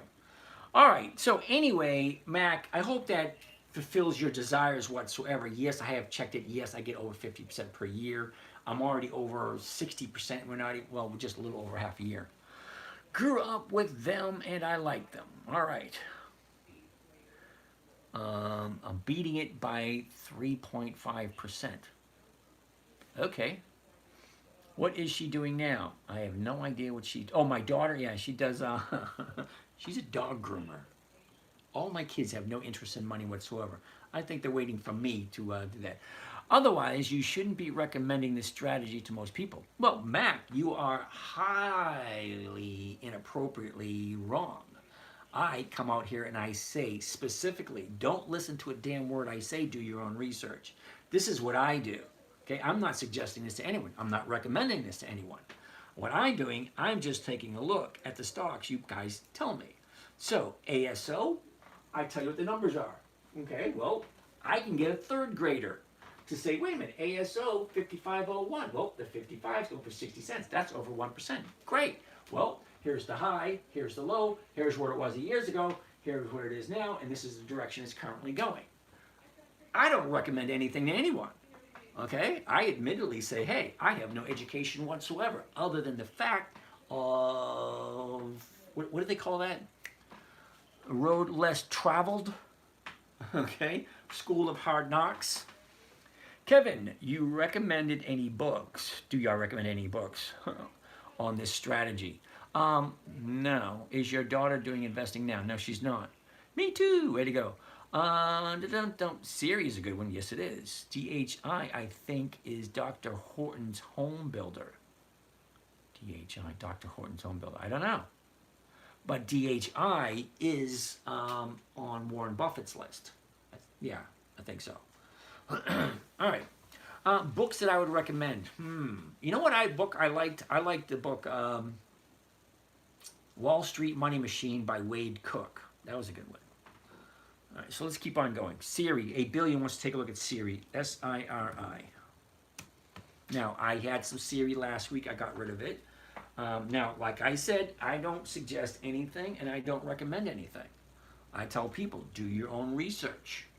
Okay, never blindly listen to someone. Hey, look who's on here. Joe Bunzel. What's happening, Joe? Stanley, how you doing? And Jerry Christie. Holy shit, dude. I saw a picture the other day. How's it going, all y'all? All right, so let's keep on going. We're taking a look at Siri at the moment. I can buy Siri at 321. Right there, see 321? The 3s are going for 18. Not quite there, but the 350s. Look at the 350s. It's going for 4 cents a share. Now, I know 4 cents a share doesn't sound like a lot, but 4 cents a share is over 1%. So the question is, do you like Siri? Do I like Siri? Well, I did buy some Siri, and I still have some. A year ago, we're at 411, topped out in December at 577, bottomed out at 244, and that was in June. Okay, so the last 30 days, take a look, last 30 days. She shot up, there's your high, here's your bottom, she's up, she's down, she's up, she's down, she's up, she's down. Where is she going next? Hypothetically speaking, she should be coming to the downside before she turns around and goes back up again. Hypothetically. Now, what does she normally do this year? And by that, you usually go into the seasonality chart. And that's like, what has it done over the last 10 years? Well, over the last 10 years, from this current point where we are today, right here, okay, she's going to go up a little bit into the end of the month, and then she's going to pull back a little bit. Now, that's not guaranteed. That's just what it has done over the last 10 years. 2014, 2015, 2016, so on and so forth. That is the 10-year average movement for Siri. Now, I like Siri because Siri's giving me over 1% for the week. Do I mind buying it at $3 and selling a covered call at $3.50? No, I don't mind that at all. The numbers work out very nicely for me. La la la la la la la la la la la la. Mac, oh, where do I get a 52% return? Well, Mac, that's what I'm doing here. I'm showing how I get 1% per week. Okay? I just showed you about Siri. So you have to ask yourself a question. Do you like Siri? And do you like Siri at that price? Now, Siri was not originally on my stock list. Siri is originally on Warren Buffett's stock list. So that is good enough for me. So hey, AC/DC man, what's happening? How you doing? So just because Warren Buffett bought it, well, then I'm going to take a look at it. That makes sense to me. Now, is Warren Buffett giving me that advice? No, he's not. Okay, am I giving it advice? No, I'm not. What I'm saying is, I like it at 321. Okay, Monday morning, I will be buying some at 321. I will sell the $3.50 covered call. It's one of the safest trading strategies that is. So if I sell somebody the rights to buy it from me at $3.50 that expires on the 30th, which is next Friday, I can make 1%. And if it hits my target, great. I'll be back into cash the following Monday. If it doesn't hit my target, well, I will still own Siri at $3.21. And you know what? I really don't mind owning Siri at $3.21. Let's keep progressing.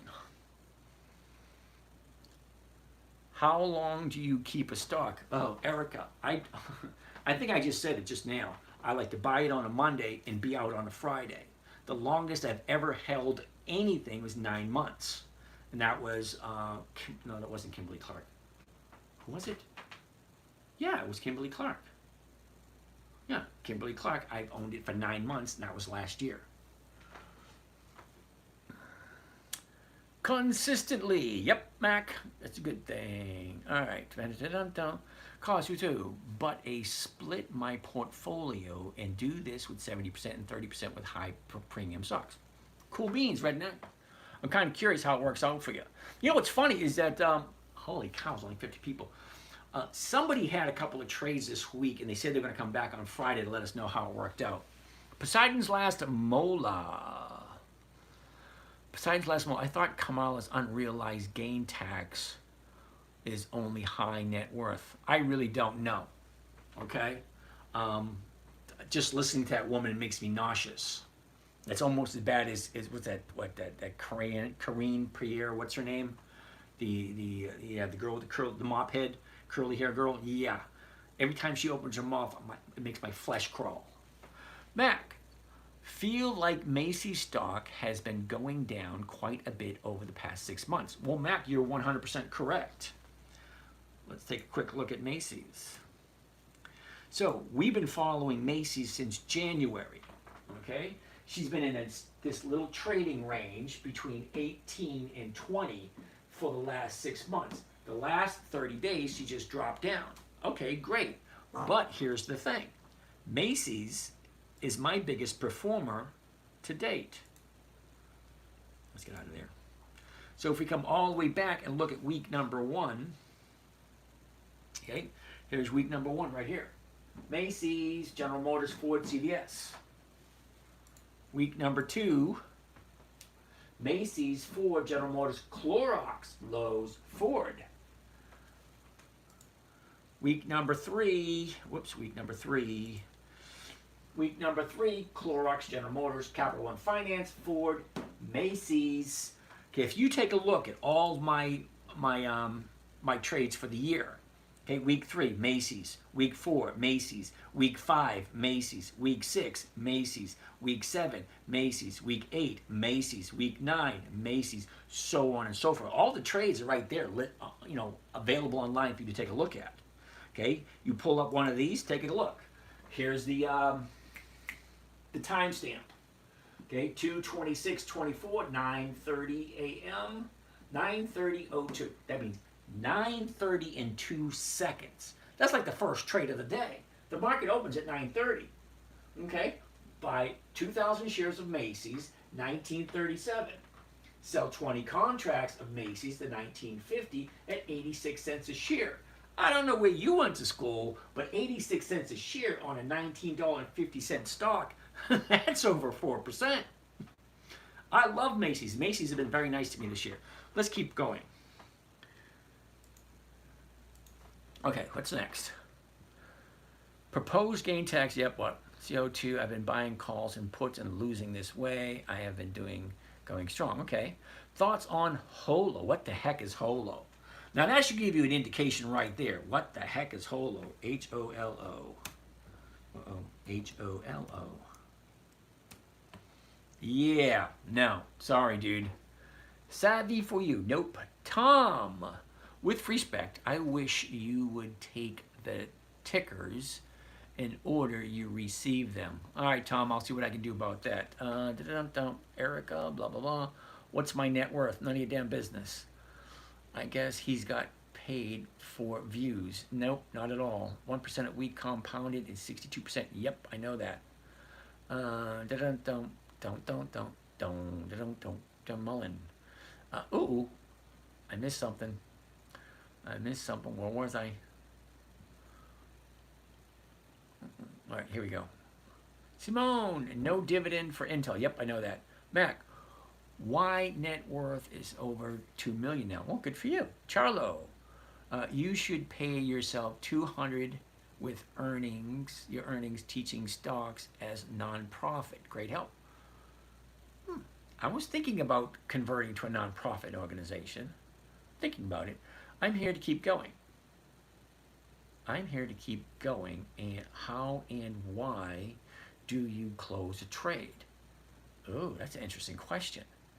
Mac, try in a paper account for 90 days and see for yourself. All right. How do we see that? Okay, Justin Mullen, how do we see what? You got to remember, I got, hold on. Got YouTube here, TikTok here, Instagram here, Facebook here, and YouTube down here.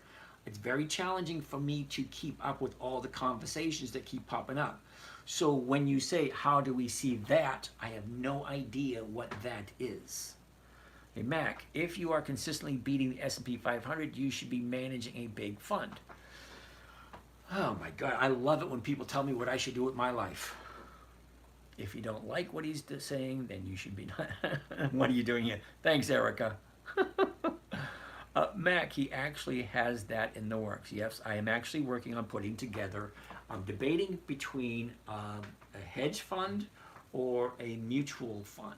Now, I know a hedge fund is going to cost me $60,000 just to set it up, just in the paperwork. Now, a mutual fund is a hell of a lot more money. So I'm going to ask myself, is it really behoove me, or is it really to my advantage to do so? I'm still toying with the idea. Now, I admitted many times my children have no interest in money whatsoever. I'm trying to build a corporation for my grandson. He's 4 years old. So this is a slow building process. You're in the presence of the foundation formulation. No. Foundation, whatever. I'm creating the foundation for the corporation, which I am working on. Yeah, so I have it in the works to do a hedge fund, but I can't do it by myself. I need to get a board of directors. So we'll be working on that also. I figured after about a year, I'll put an invite out for anybody who wants to be a board director, and then there will be a buy-in, blah, blah, blah, all that kind of nice, neat, fun stuff. But it's all in the works right here. What you're seeing at the moment is one day at a time, doing the exact trade so anyone can see exactly what it is I am doing. So at some point in time, when my corporation starts offering dividends, okay, people can then buy them. I have to coordinate with an insurance company who will be guaranteeing it. And they probably will not guarantee it over 15%. Okay, so I have a friend of mine who does his trading, and his is guaranteed at 15%. So you could invest in his company and get 15% guaranteed every single year. Well, great. Well, I'm showing you how I get 50% every single year, yet the insurance companies won't let me do it that way. What are you doing? What am I doing? Well, Neil, you've been here long enough. You see what I'm doing. All right. Erica, I'm here. Don't. Erica, he's counting his 2 million. I think Mac left the house. Yep. Yep. Channel bleed over, whatever. Can you beat it consistently? The overall return, not just a dividend. Now, Mac, I very rarely ever get dividends. Okay? I don't pay attention to them at all. I only use the dividend as a precursor to tell me when a stock is going to move. Because stocks move for one or two reasons. One or two. That's the only reason stocks move. One is an unknown reason. Well, what's an unknown reason? Hurricane, flood, tornado, blizzard. There's a lot of unknown reasons. What am I proving? Oh my God.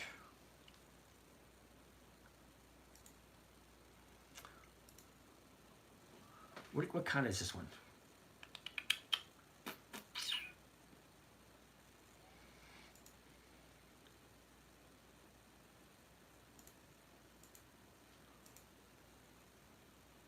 Whoops. Which account is this one? Okay. Dum, da, da, dum, dum. Okay, so this particular account here, Mr. Mac, my biggest loss is WBA, Walgreens, but I still own Walgreens, so that's not a big deal. Profit and loss year to date, 41,000. Net liquidation value, 143. This account, I started out with $100,000 this year. Hold on a second, where was it?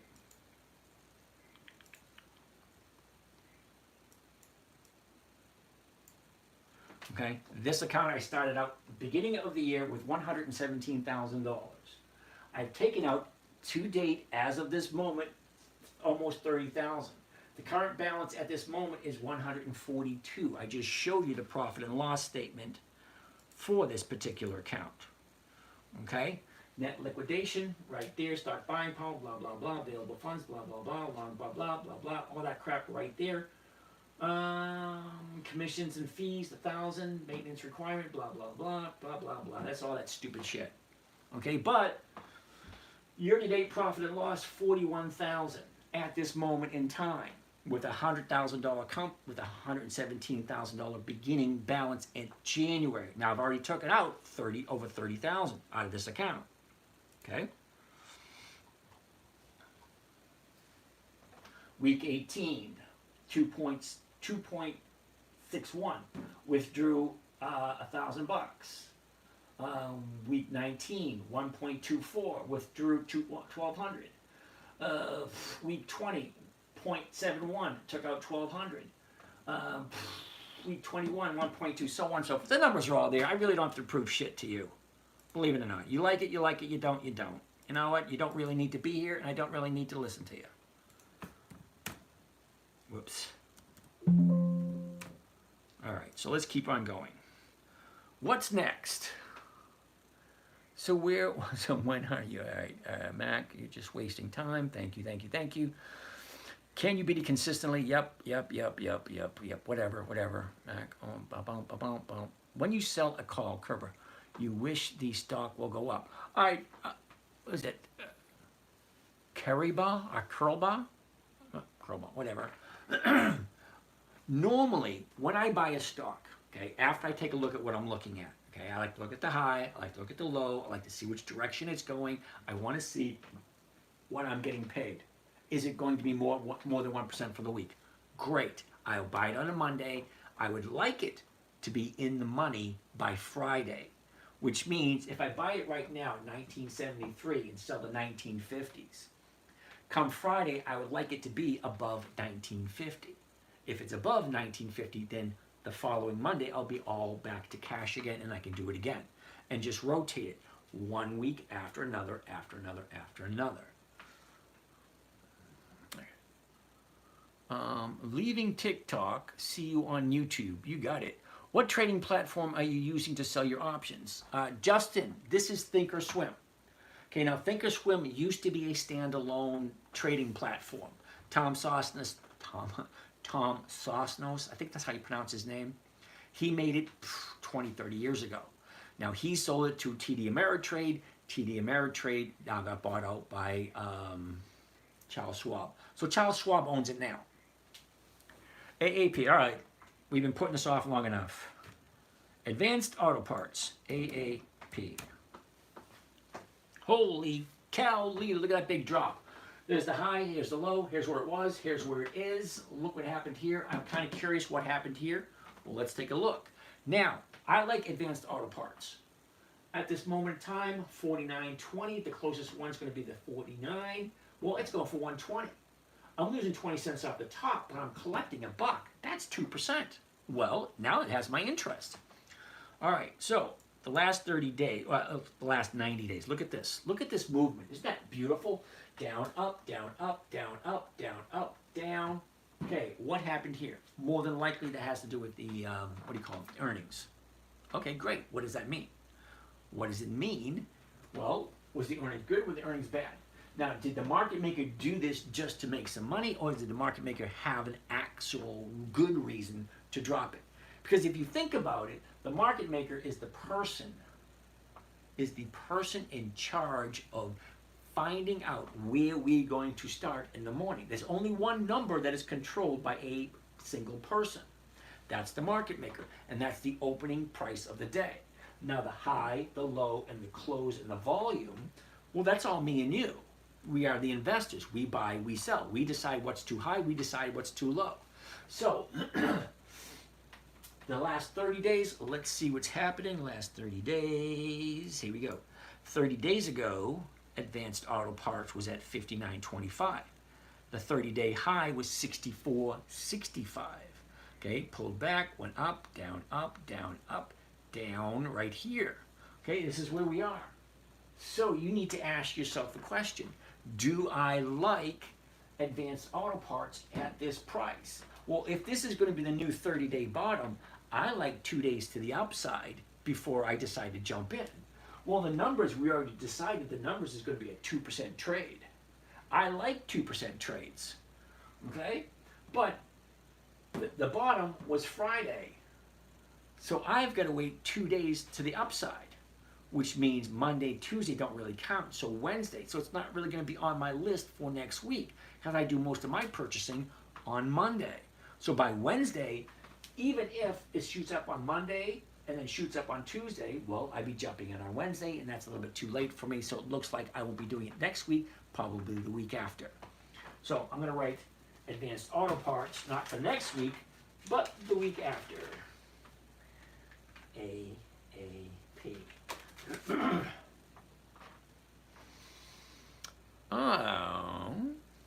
Tom, all right, I'm done listening about the dialogue with Mac. Yeah, I am too. What trading platform, blah, blah, blah.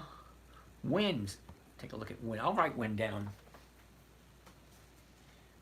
W-Y-N-N. All right, we're going to take a look at Win in a little bit. All right, Mog, I never invested before, and I'm afraid to start. Mog, there's absolutely nothing wrong with that. If you're afraid to start, just sit and watch. If it's something you want, because eventually, Mog, look at it this way. At some point in time, all right, you're going to retire.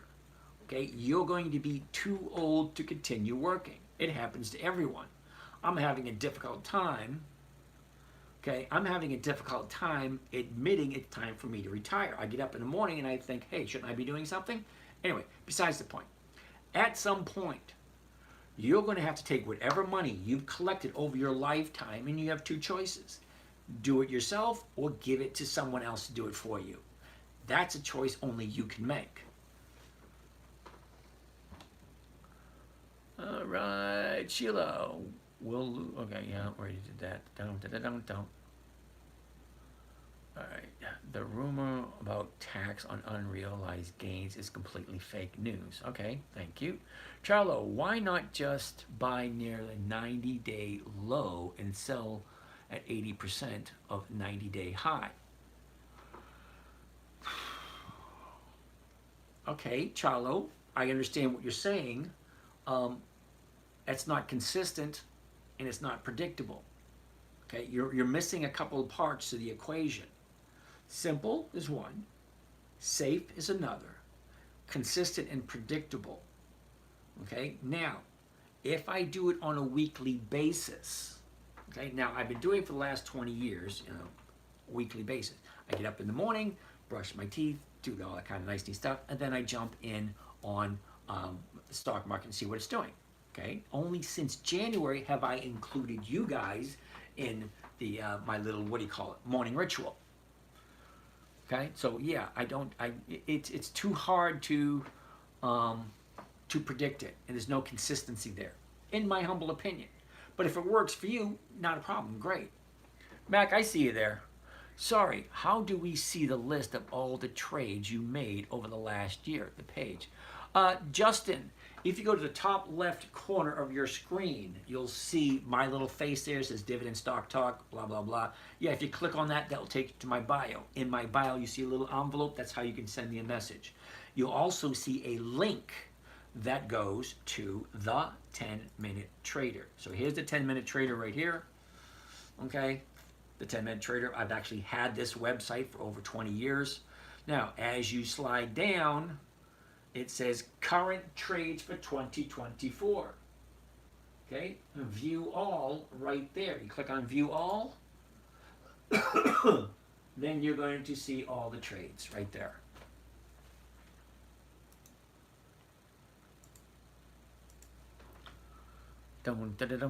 Oh, Rich Bruner. WFC, Wells Fargo.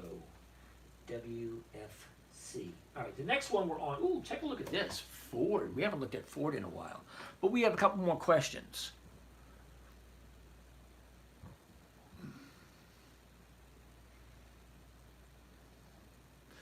Great job. When we're gonna take a look at when. I wrote when down. Tom, good night. See you next time, Tom.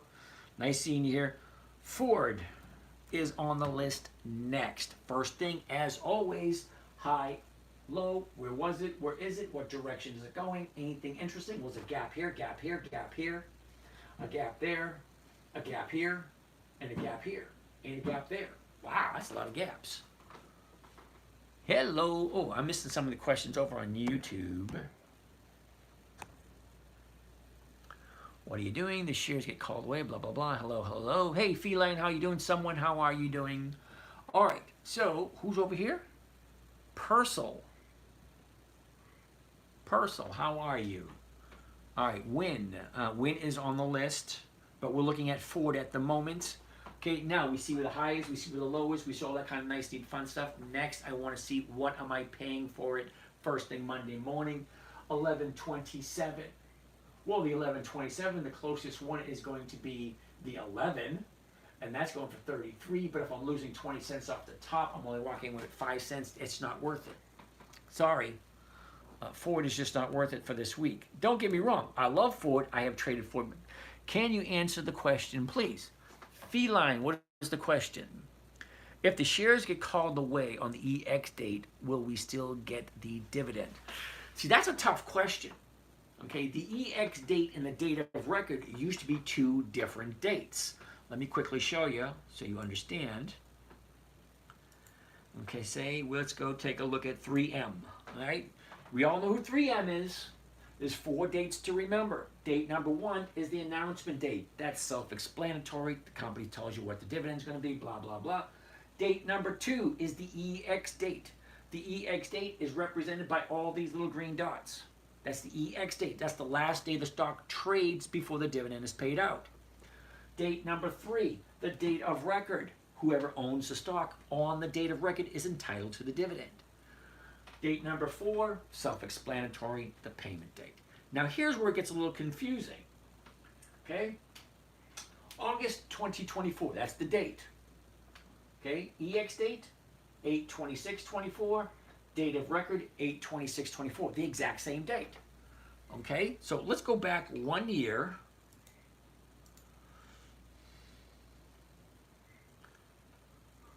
Come on. 2023, okay. It says August 2023. Okay, I'm waiting for it to populate. All right, here we go. Okay, look at the dates now. The EX dividend date, August 24th. Date of record, August 25th. Last year, it was 1 day. Well, last year it was 2 days called settlement. So you had to buy the stock and you had to hold it for a day before you can get the dividend. Well, now it's the same date. So I honestly can't answer that question. Okay, but if you want the dividend, you have to buy it before the EX date. So if you buy it before the EX date, and somebody calls you out on the EX date, I really don't know who gets the dividend. Because the date of record is the exact same date as the EX date. Welcome to the live chat. Remember to guard your privacy, blah, blah, blah. How about, ooh, somebody wants to think with Halliburton. I'll write Halliburton down. Okay, so we'll look at Halliburton in a little bit. Alrighty. Alright. WhatsApp, etc. Do we need for your morning trading group? You don't need any apps for my morning trading group. You need to sign up for the morning trading group, and you do that on right there where it says live trading. Okay, live trading online, or you can come down here and it says Morning trading, join our trading group. And you click on that, and that will bring you to Dividend Stock Talk Patreon. All right, so let's continue. Next. All right, so we just looked at Ford. Ford's going to be a no this week because the numbers just don't work. 86, dude, how are ya? By the way, he did say the name of the trading analysis platform he is using on screen. What time will you be on the call on Monday morning? All right, the morning trading group on YouTube. The morning trading group meets every morning, Monday, Tuesday, Wednesday, Thursday, 9 a.m. Now, I stay online and answer whatever questions you guys have until you guys are done asking questions. I will stay on there all day if you want me to answer questions all day. I'm thinking to sign up. Well, Feline, we'll be more than glad to have you. Now, I do cap it off at a certain point. Okay, I'm only taking a certain amount of people. It's not like, come one, come all. No, at some point, I'm going to say no more. I think we're almost there at that point. Okay, so anyway, Monday, Tuesday, Wednesday, Thursday, 9 a.m. until you guys are done asking questions. Friday, 3 p.m. Now, the reason I'm on at 3 p.m. on Friday is because the market closes at 4. And if I'm doing weekly options from Monday until Friday, I buy them Monday morning, they expire Friday afternoon. They actually expire Saturday, but you can't trade on Saturday. So at 4 o'clock on Friday, there's no more trading. So we want to get in at 3 o'clock to make sure all our trades are safe and all our trades are in the best position for us to make whatever. Okay? So that's what the morning trading group does. All right, Charles, thanks. Evening, James. Red 86, about time you get here, dude. All right, that's exciting. My earned money has been sitting for decades. Cool. Charles, please explain what you mean by buy on Monday and get out on Friday. Justin, sorry if I missed this, but how do you join the morning trading group? Justin, in the top left corner of your screen, the little picture of me, you click on that, and that will take you to the 10-minute trader. The 10-minute trader, okay? Very first page, right there, live trading. Okay, or you can slide down and say live trading, join our morning trading group. Easy as that. So let's get back to where we were. All right, QDTE, sorry, this is going to be a no. Travis, you joined today. Cool beans. Garrett, you want to look at QDTE? I've looked at it before, and I can tell you no now, or I can pull it up and tell you no. QDTE. Okay, monthly optional stock. That means it's a no. The reason why I don't like monthly optional stock is because the numbers just aren't the same. They don't pay the same. Had a long day, but I made it. Whoa, bloody rotten then, sir. Lovely to have ya. All good, Garrett. Way to go. Win, we already looked at, didn't we? Wait a minute. Curlba, or is it Keriba? Okay, we're going to look at Win in a little bit. Okay, so you guys give me these stocks to take a look at. Okay, Win is actually close to the bottom at this moment in time. So let's keep on moving. All right. Let's keep on moving. Yeah, so QDTE, no. Sorry, dude. Got to have weekly options. Monthly options, hey, if they work for you, great, wonderful. It's just, the money's just not the same for me. I did monthly options for a few years. It just didn't work. Weekly options gets me an average of 1% per week, and that's what I'm looking for. Next on the list is going to be, GIS. GIS, General Mills. All right, quickly. High, low. Where was it? Where is it? What direction is it going? It looks like it's going to be a no. Yeah, okay. Last 30 days, it's at the 30-day high. Sorry. Now, I'll take a look at General Mills. What's the number? 70.83, the 71's 55, 65. Yeah, no. Not even 1%. Sorry. General Mills is going to be a no. Uh-oh. Now, somebody wanted to take a look at Alibaba. So we're going to take a look at that one next.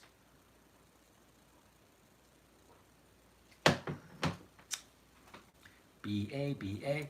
Now, Alibaba is not on my list, so I have no idea why we're even looking at them. BA.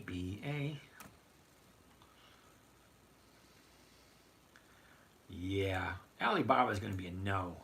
They've only paid 2 dividends, in 23 and in 24. Don't get me wrong, the first dividend was $1, the second dividend was $1.66.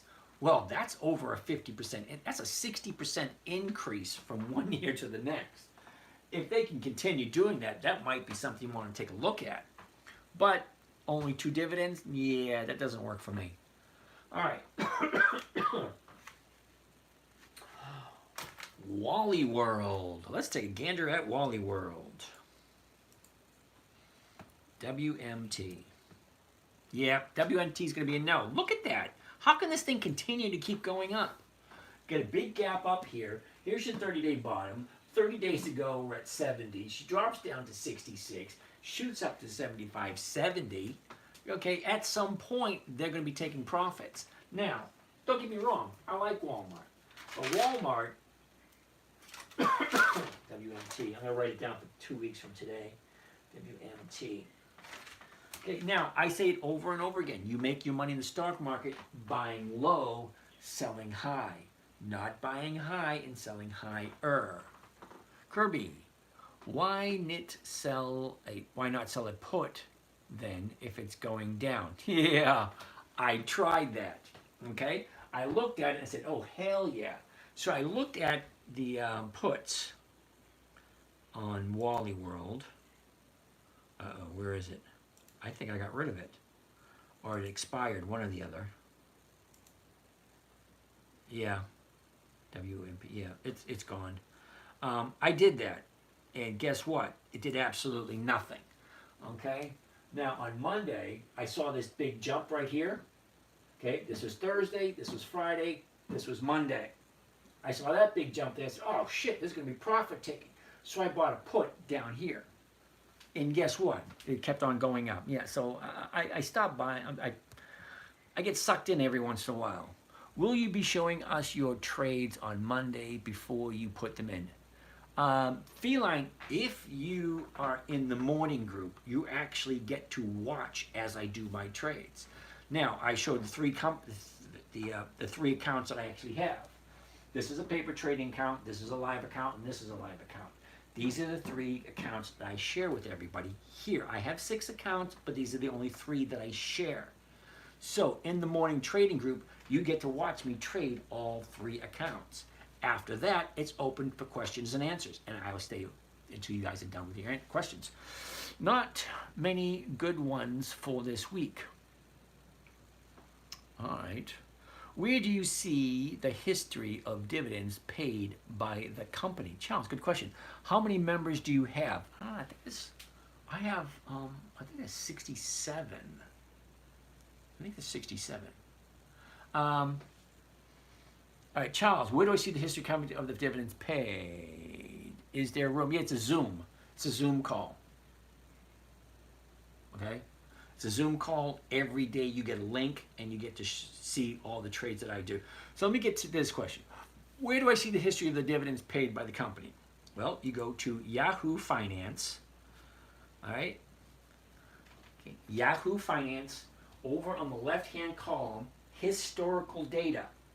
When the historical data pops up, okay, you have this information here, dates you want to search, and then what you want to look for.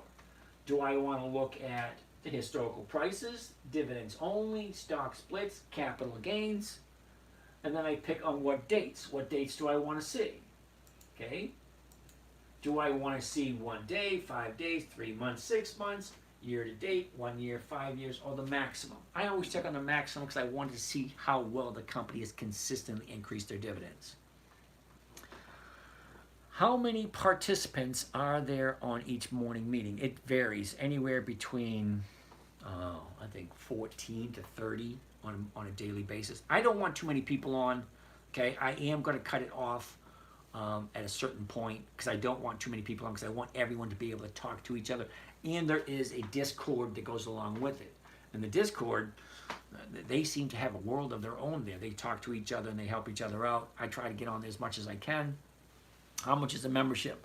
Well, there's 3 different levels. Actually, there's a bunch of different levels. You know, you can actually get one-on-one tutoring with me, or you can just jump in on the morning calls and be able to ask questions all you want. I think it's $100 a month if you want to do that. Let's continue what we're doing. That's all the questions. Cold beans. We're at 11 o'clock. We got a half hour to go. Next on the list is SDiv. What the heck is SDiv?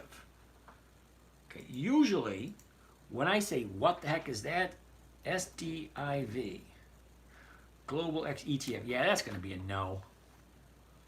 All right, next, DHT. What the heck is DHT? DHT. Again, another no. CVS. Ooh, I like CVS. Here we go, CVS. First thing I want to see. The high, the low, where was it, where is it? Look at this big gap down. Look at where we are right now. Cool. 58.89. Looking at the 59s, 69 cents. That's well over 1%. CVS has been around for over 100 years. Can I do Halliburton? Halliburton is...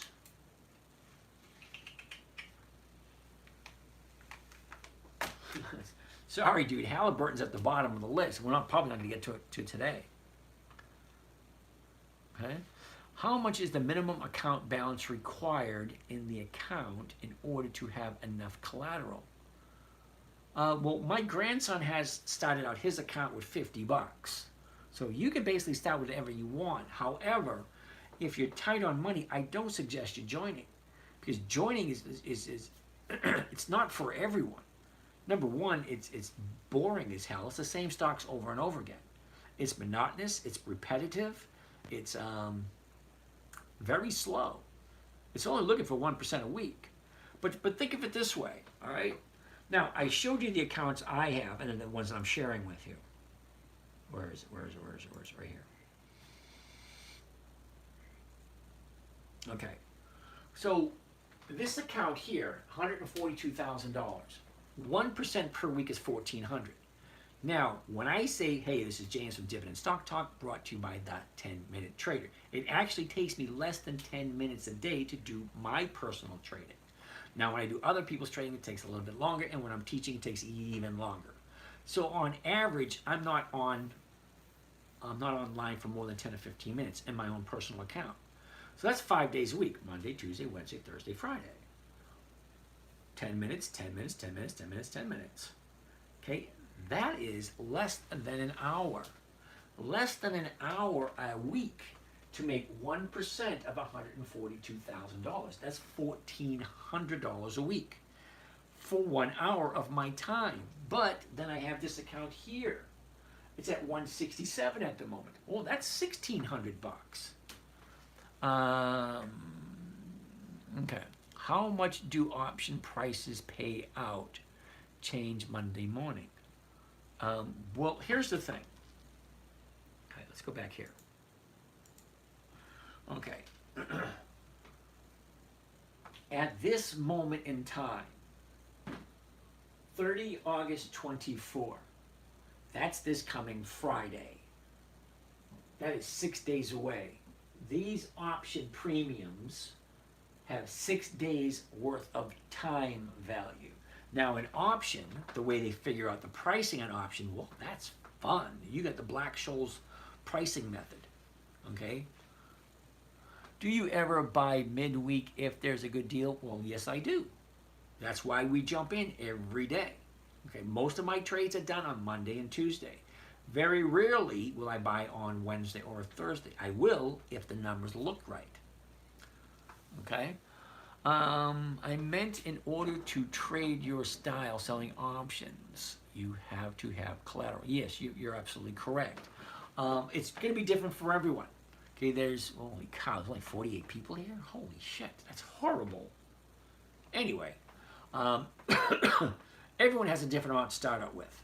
Okay, now I just showed you what I have in 2 accounts. The third account has over 100,000 in it also. Do companies with monthly options ever change to weeklies? Who determines this? Travis, I really honestly don't know. Okay, I honestly do not know who's in charge of going from a monthly to a weekly. You need 100 shares to sell a call, so it depends on the stock price. Yep. Everyone getting laid. No, everyone getting paid. Oh, anyway, let's not go down that area. All right, what were we talking about? We're talking about CVS. All right, so CVS at this moment in time, 58.89. The closest strike price is going to be the 59s, and that's paying 69 cents. That is over 1%. Great. What do the numbers look like? Well, we know a year ago it was at 66.25. The beginning of January was the high of the year, 83.75. The bottom of the year was in late May, 52.77. Look what's happened recently. Look at how nice that looks. Down, up, down, up, down, up. Well, Friday threw us off a little bit. Is that coming down or is this a fluke? I don't know. I like 2 days in one direction in order to decide which direction it's going. Well, Wednesday and Thursday were both down days, but Friday's an up day. So that's kind of like an indecision. Don't really know which one's going. So no SPY, Tesla, or higher price stocks, I guessed. Yeah. Well, 'cause I have to stick to what I can afford. Now, there's some companies I just can't afford to buy. I can't afford to buy 1,000 shares of an $800 stock. Okay, even 100 shares at an $800 stock is a little pricey. Do you try to stay away from earnings dates in case there is a negative catalyst? Yes and no. Okay, I really don't pay attention to earnings because earnings, nothing. Sometimes you see positive earnings and stocks go down. Sometimes you see negative earnings and the stocks go up. It all depends on the market maker. Okay, now I've given my opinion on the market maker several times. Now, the market maker sometimes takes the information, manipulates it so he gets a better payday. Do you trade one stock that meets the 1% premium criteria, or do you trade as many that meet criteria? Charles, that's a good question.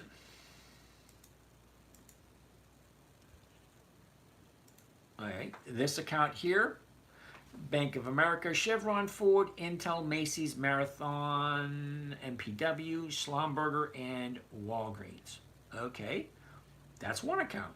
That's, what, 8 companies? 9 companies, holy shit, 9 companies. This account here, CVS, Ford, Halliburton, Kohl's, Marathon, MPW, and Walgreens. So this is 7 stocks. This one here, 1, 2, 3, 6. So it all depends on how much money I have and what looks good. Do you diversify between several different stocks every week so you aren't all in one stock? Never, ever, ever go all in one. I did that once and I learned a lesson. It was the most expensive lesson I've ever learned. I lost $91,000 in 1 week because all my money was in one stock and one stock only. That was RNWK, Real Networks. I don't even know if they're still trading nowadays. RNWK, Real Networks. There's no options on it. Okay. Oh, yeah, they last traded in 12. See the number right here? What is it? Right there. 12, 21, 22. That's the last time they traded. Yeah, so I don't, that stock cooked my goose. It did. How did you recover from the $90,000 loss? Well, it took me a couple of weeks to be able to sleep. It was horrible.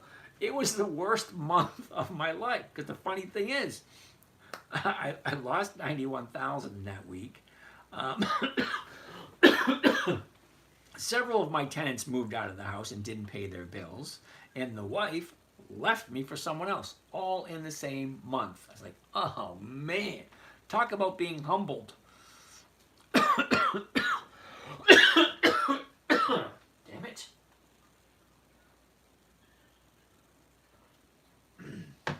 All right, let's get back on track.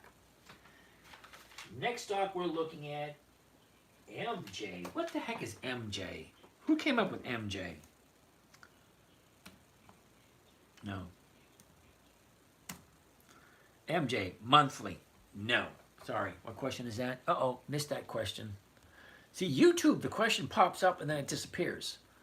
That's why ETFs are better to do with this for people with less risk tolerances. Yep, good deal.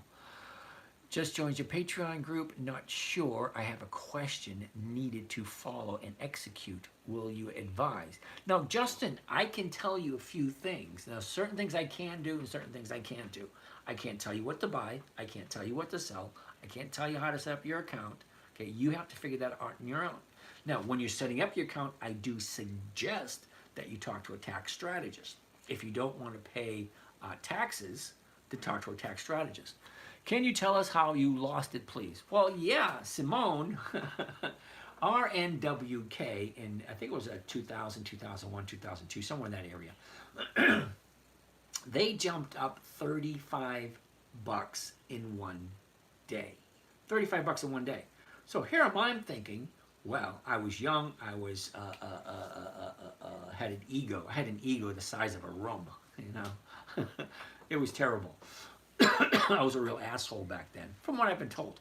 Anyway, so I thought I was smarter than everyone else. So I put all my money into one position because I thought with a $35 increase for no reason whatsoever, and I did look around for news, 35 bucks on no news whatsoever. So I said, yeah, there's got to be profit taking come Monday. Well, guess what? It jumped up again another $45. My broker calls me up and says, hey, excuse me, Mr. Gardino, you're done. And to this day, I have never, ever, ever, ever heard anyone say that they got a phone call like that. Call from your broker and say, excuse me, sir, you're done. We're liquidating your positions to cover your losses. I've never heard anyone else get that phone call. All right, anyway. Better get it all over with at once, I think. Yeah, well, it was interesting. It was a total life changer, right? How does a major event like that, like the CrowdStrike stock crash, affect your strategy? Well, the interesting thing about the CrowdStrike, I had my best friend since junior high school, 1978. My best friend, he was at my wedding, okay? His father passed away. And we all jumped in to fly on up to pay our our respects because he was my best friend and he's also the godfather for one of my kids. So we were going to fly on up there, and the day before the flight, the crash, all the flights got canceled, and I'm sitting here with my thumb up my ass saying, Bobby, man, I'm sorry, dude, all the flights got canceled. Yeah, so that's what happened. Well, all right. To answer your question, Charles, how does a major event like CrowdStrike stock crash affect your strategy? Well, look at it this way. Most companies I look at have been in business for over 50 years. Well, in order to have 20 years of increased dividends, well, you got to be at least 20 years old. Most companies don't make it to 5 years. 1 in 100 or 1 in 1,000 make it to 10 years. Well, can you imagine how many companies actually fall off before they get to 20?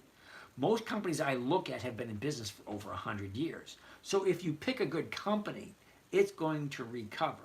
Now in 08, 2021, 1929, when the big stock market crash, the correction in 87, the pullback in 08, the financial crisis, and then the pandemic, yeah, most companies lost anywhere between, what was it, 30 to 80% of the valuation during those time periods. Hold on. It must be scary to carry trade crash a few weeks ago. Your positions go down big. Yes, but here's the thing. Never buy something you do not want to own long term. So if you like it, buy it, hold on to it as if you're going to hold on to it forever, and then sell the covered calls as you progress. Now, the stock market's been around for over 400 years. It ain't going anywhere. Options were introduced in the 70s. They're not going anywhere either. So if you buy a good company and you want to hold on to it and continue to do a covered call strategy like this one every single week, week after week after week. Now, like I said, I've been doing this for 15 years. The longest I've ever held anything is 9 months. Okay, and that was Kimberly Clark. Not that I wanted to. I bought it. It went down. It took 9 months for it to turn around, come back up for me to get out of it. Did I really care? No, I didn't. Because in that 9-month period, I collected 3 dividends and about 12 or 15 premiums. Remember, every week, I can't do that one.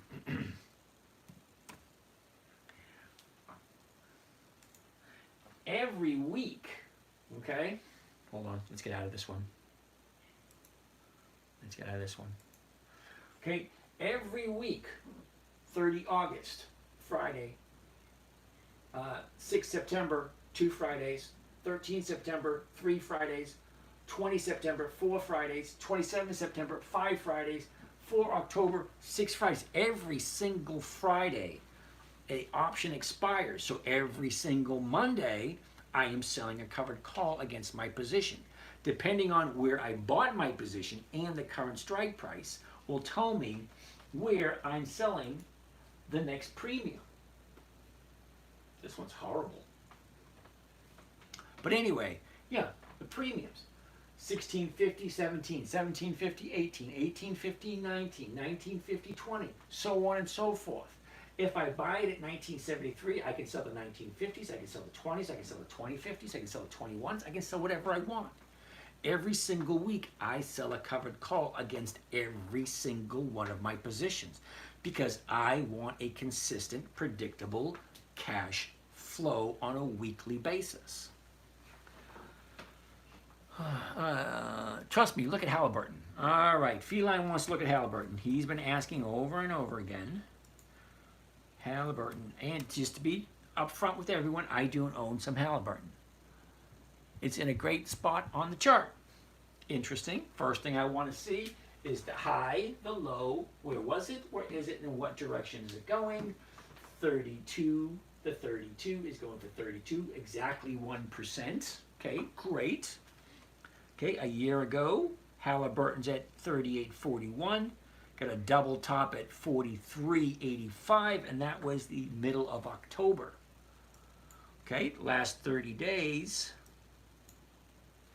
This is what the last 30 days look like, and it actually looks very favorable. You're right about that. 30 days ago, we're at 33.50. Shoots up to 35, drops down to 30. Now from 35 to 30, that's a $5 drop. That's over 12%. Okay? Now, look where she's going. Very, very, very, very slowly to the upside. Well, that's wonderful. I like slow to the upside. Don't forget win. Let's take a look at win next. What's the difference of buying a call versus a covered call? Ooh, Dino, that's a good question. Let me explain it to you really quickly and simply. All right, the safest trading strategy there is to buy a stock. That's safe. Buy a stock. Okay, the second safest strategy is a covered call. That's where you buy the stock. In this instance, buy the stock Halliburton at 32.04. Okay, so buy the stock at 32.04. Now a covered call is where I buy the stock at 32.04, sell somebody the rights to buy it from me at 32, and then I collect this premium right here. Okay, so what happens? If the stock's above 32 come Friday, well, I'm back in, I get all my cash back. And I get to keep this 1%. Well, that's what I'm looking for, the 1% on a weekly basis, consistently. Now, buying a call, okay, a call has an expiration date. So if you think it's going from where it is now, 32.04 to 35, well, yeah, you can buy call here. It's going to cost you 2 cents a share. So as the stock price goes up, getting closer to the 35, well, your value of your option is going to increase.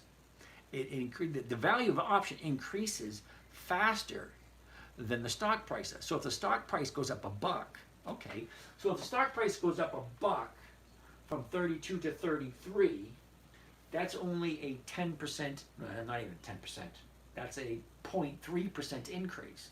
But the premium on the option, okay, if it's at 35, it's at 2 cents, and it increases 3 cents. So every time the stock moves up $1, the option moves up 3 cents. So, if the stock goes from 32 to 33, well, you made $1 off of a $33 stock. Okay, fine. But if the stock went up $1, the option price went up 3 cents. It doesn't sound like a lot. But if you bought it at 2 cents and it went up 3 cents, well, that's a 150% increase. See that? So, with a $1 move, okay, the stock would be at 33.04. Great, you made $1 off your $33 stock. Okay, it's a nice little return. Okay, whatever. But the option goes by the delta at 3 cent delta, at a 0.03 delta, and the strike price. The call option is 2 cents per share. So you can buy it at 2 cents a share, which is $2. Okay, for one contract, $2. But if the stock goes up $1, the option will go up 3 cents a share, or $3, which is a 150% increase. Okay? What happens if the current price goes down and stays below the strike price before the option expires? Well, child, that's an interesting question. So, hypothetically speaking, at 32, okay, right now, 32, that's the one we're looking at. If by Friday it's at 32 or higher, right, I will be back into cash come Monday. That's ideal. That's what I'm looking for. Hypothetically speaking, if it's at 31.99, just below 32, well, I will take that stock into next week and I will write another covered call against it.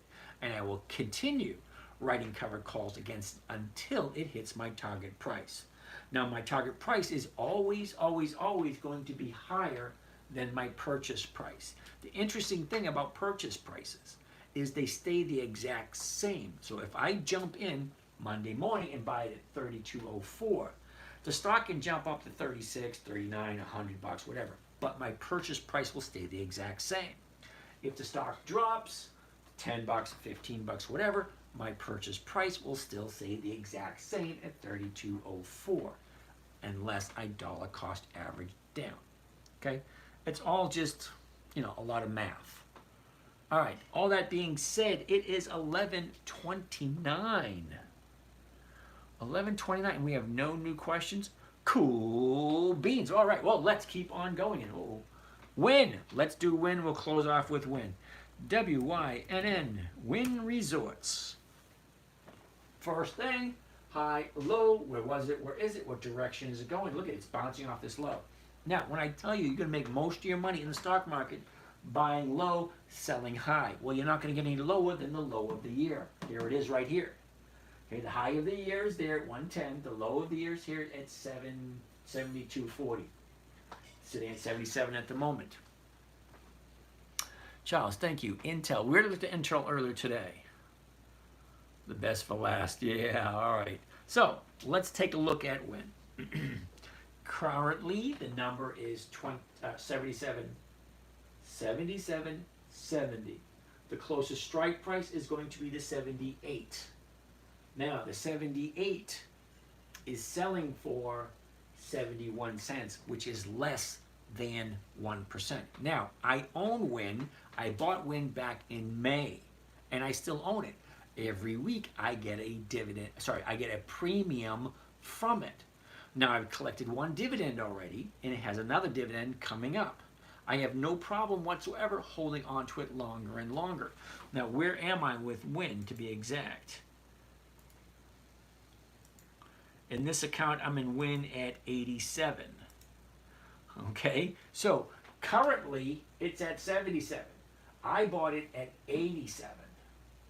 All right, so more than likely, what I'm going to end up doing this week is I'm more than likely going to be selling the 80s. Okay, so here it is right now, 77. Okay, the 78s are too close, 79s are too close for my comfort level.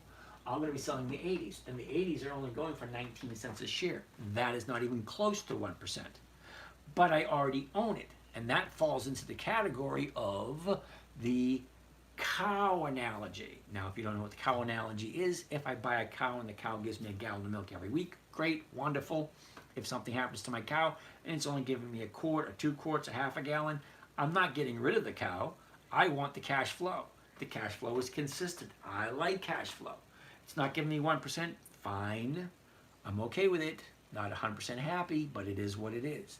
Stocks go up, stocks go down. Eventually, okay, if we pull back a little bit,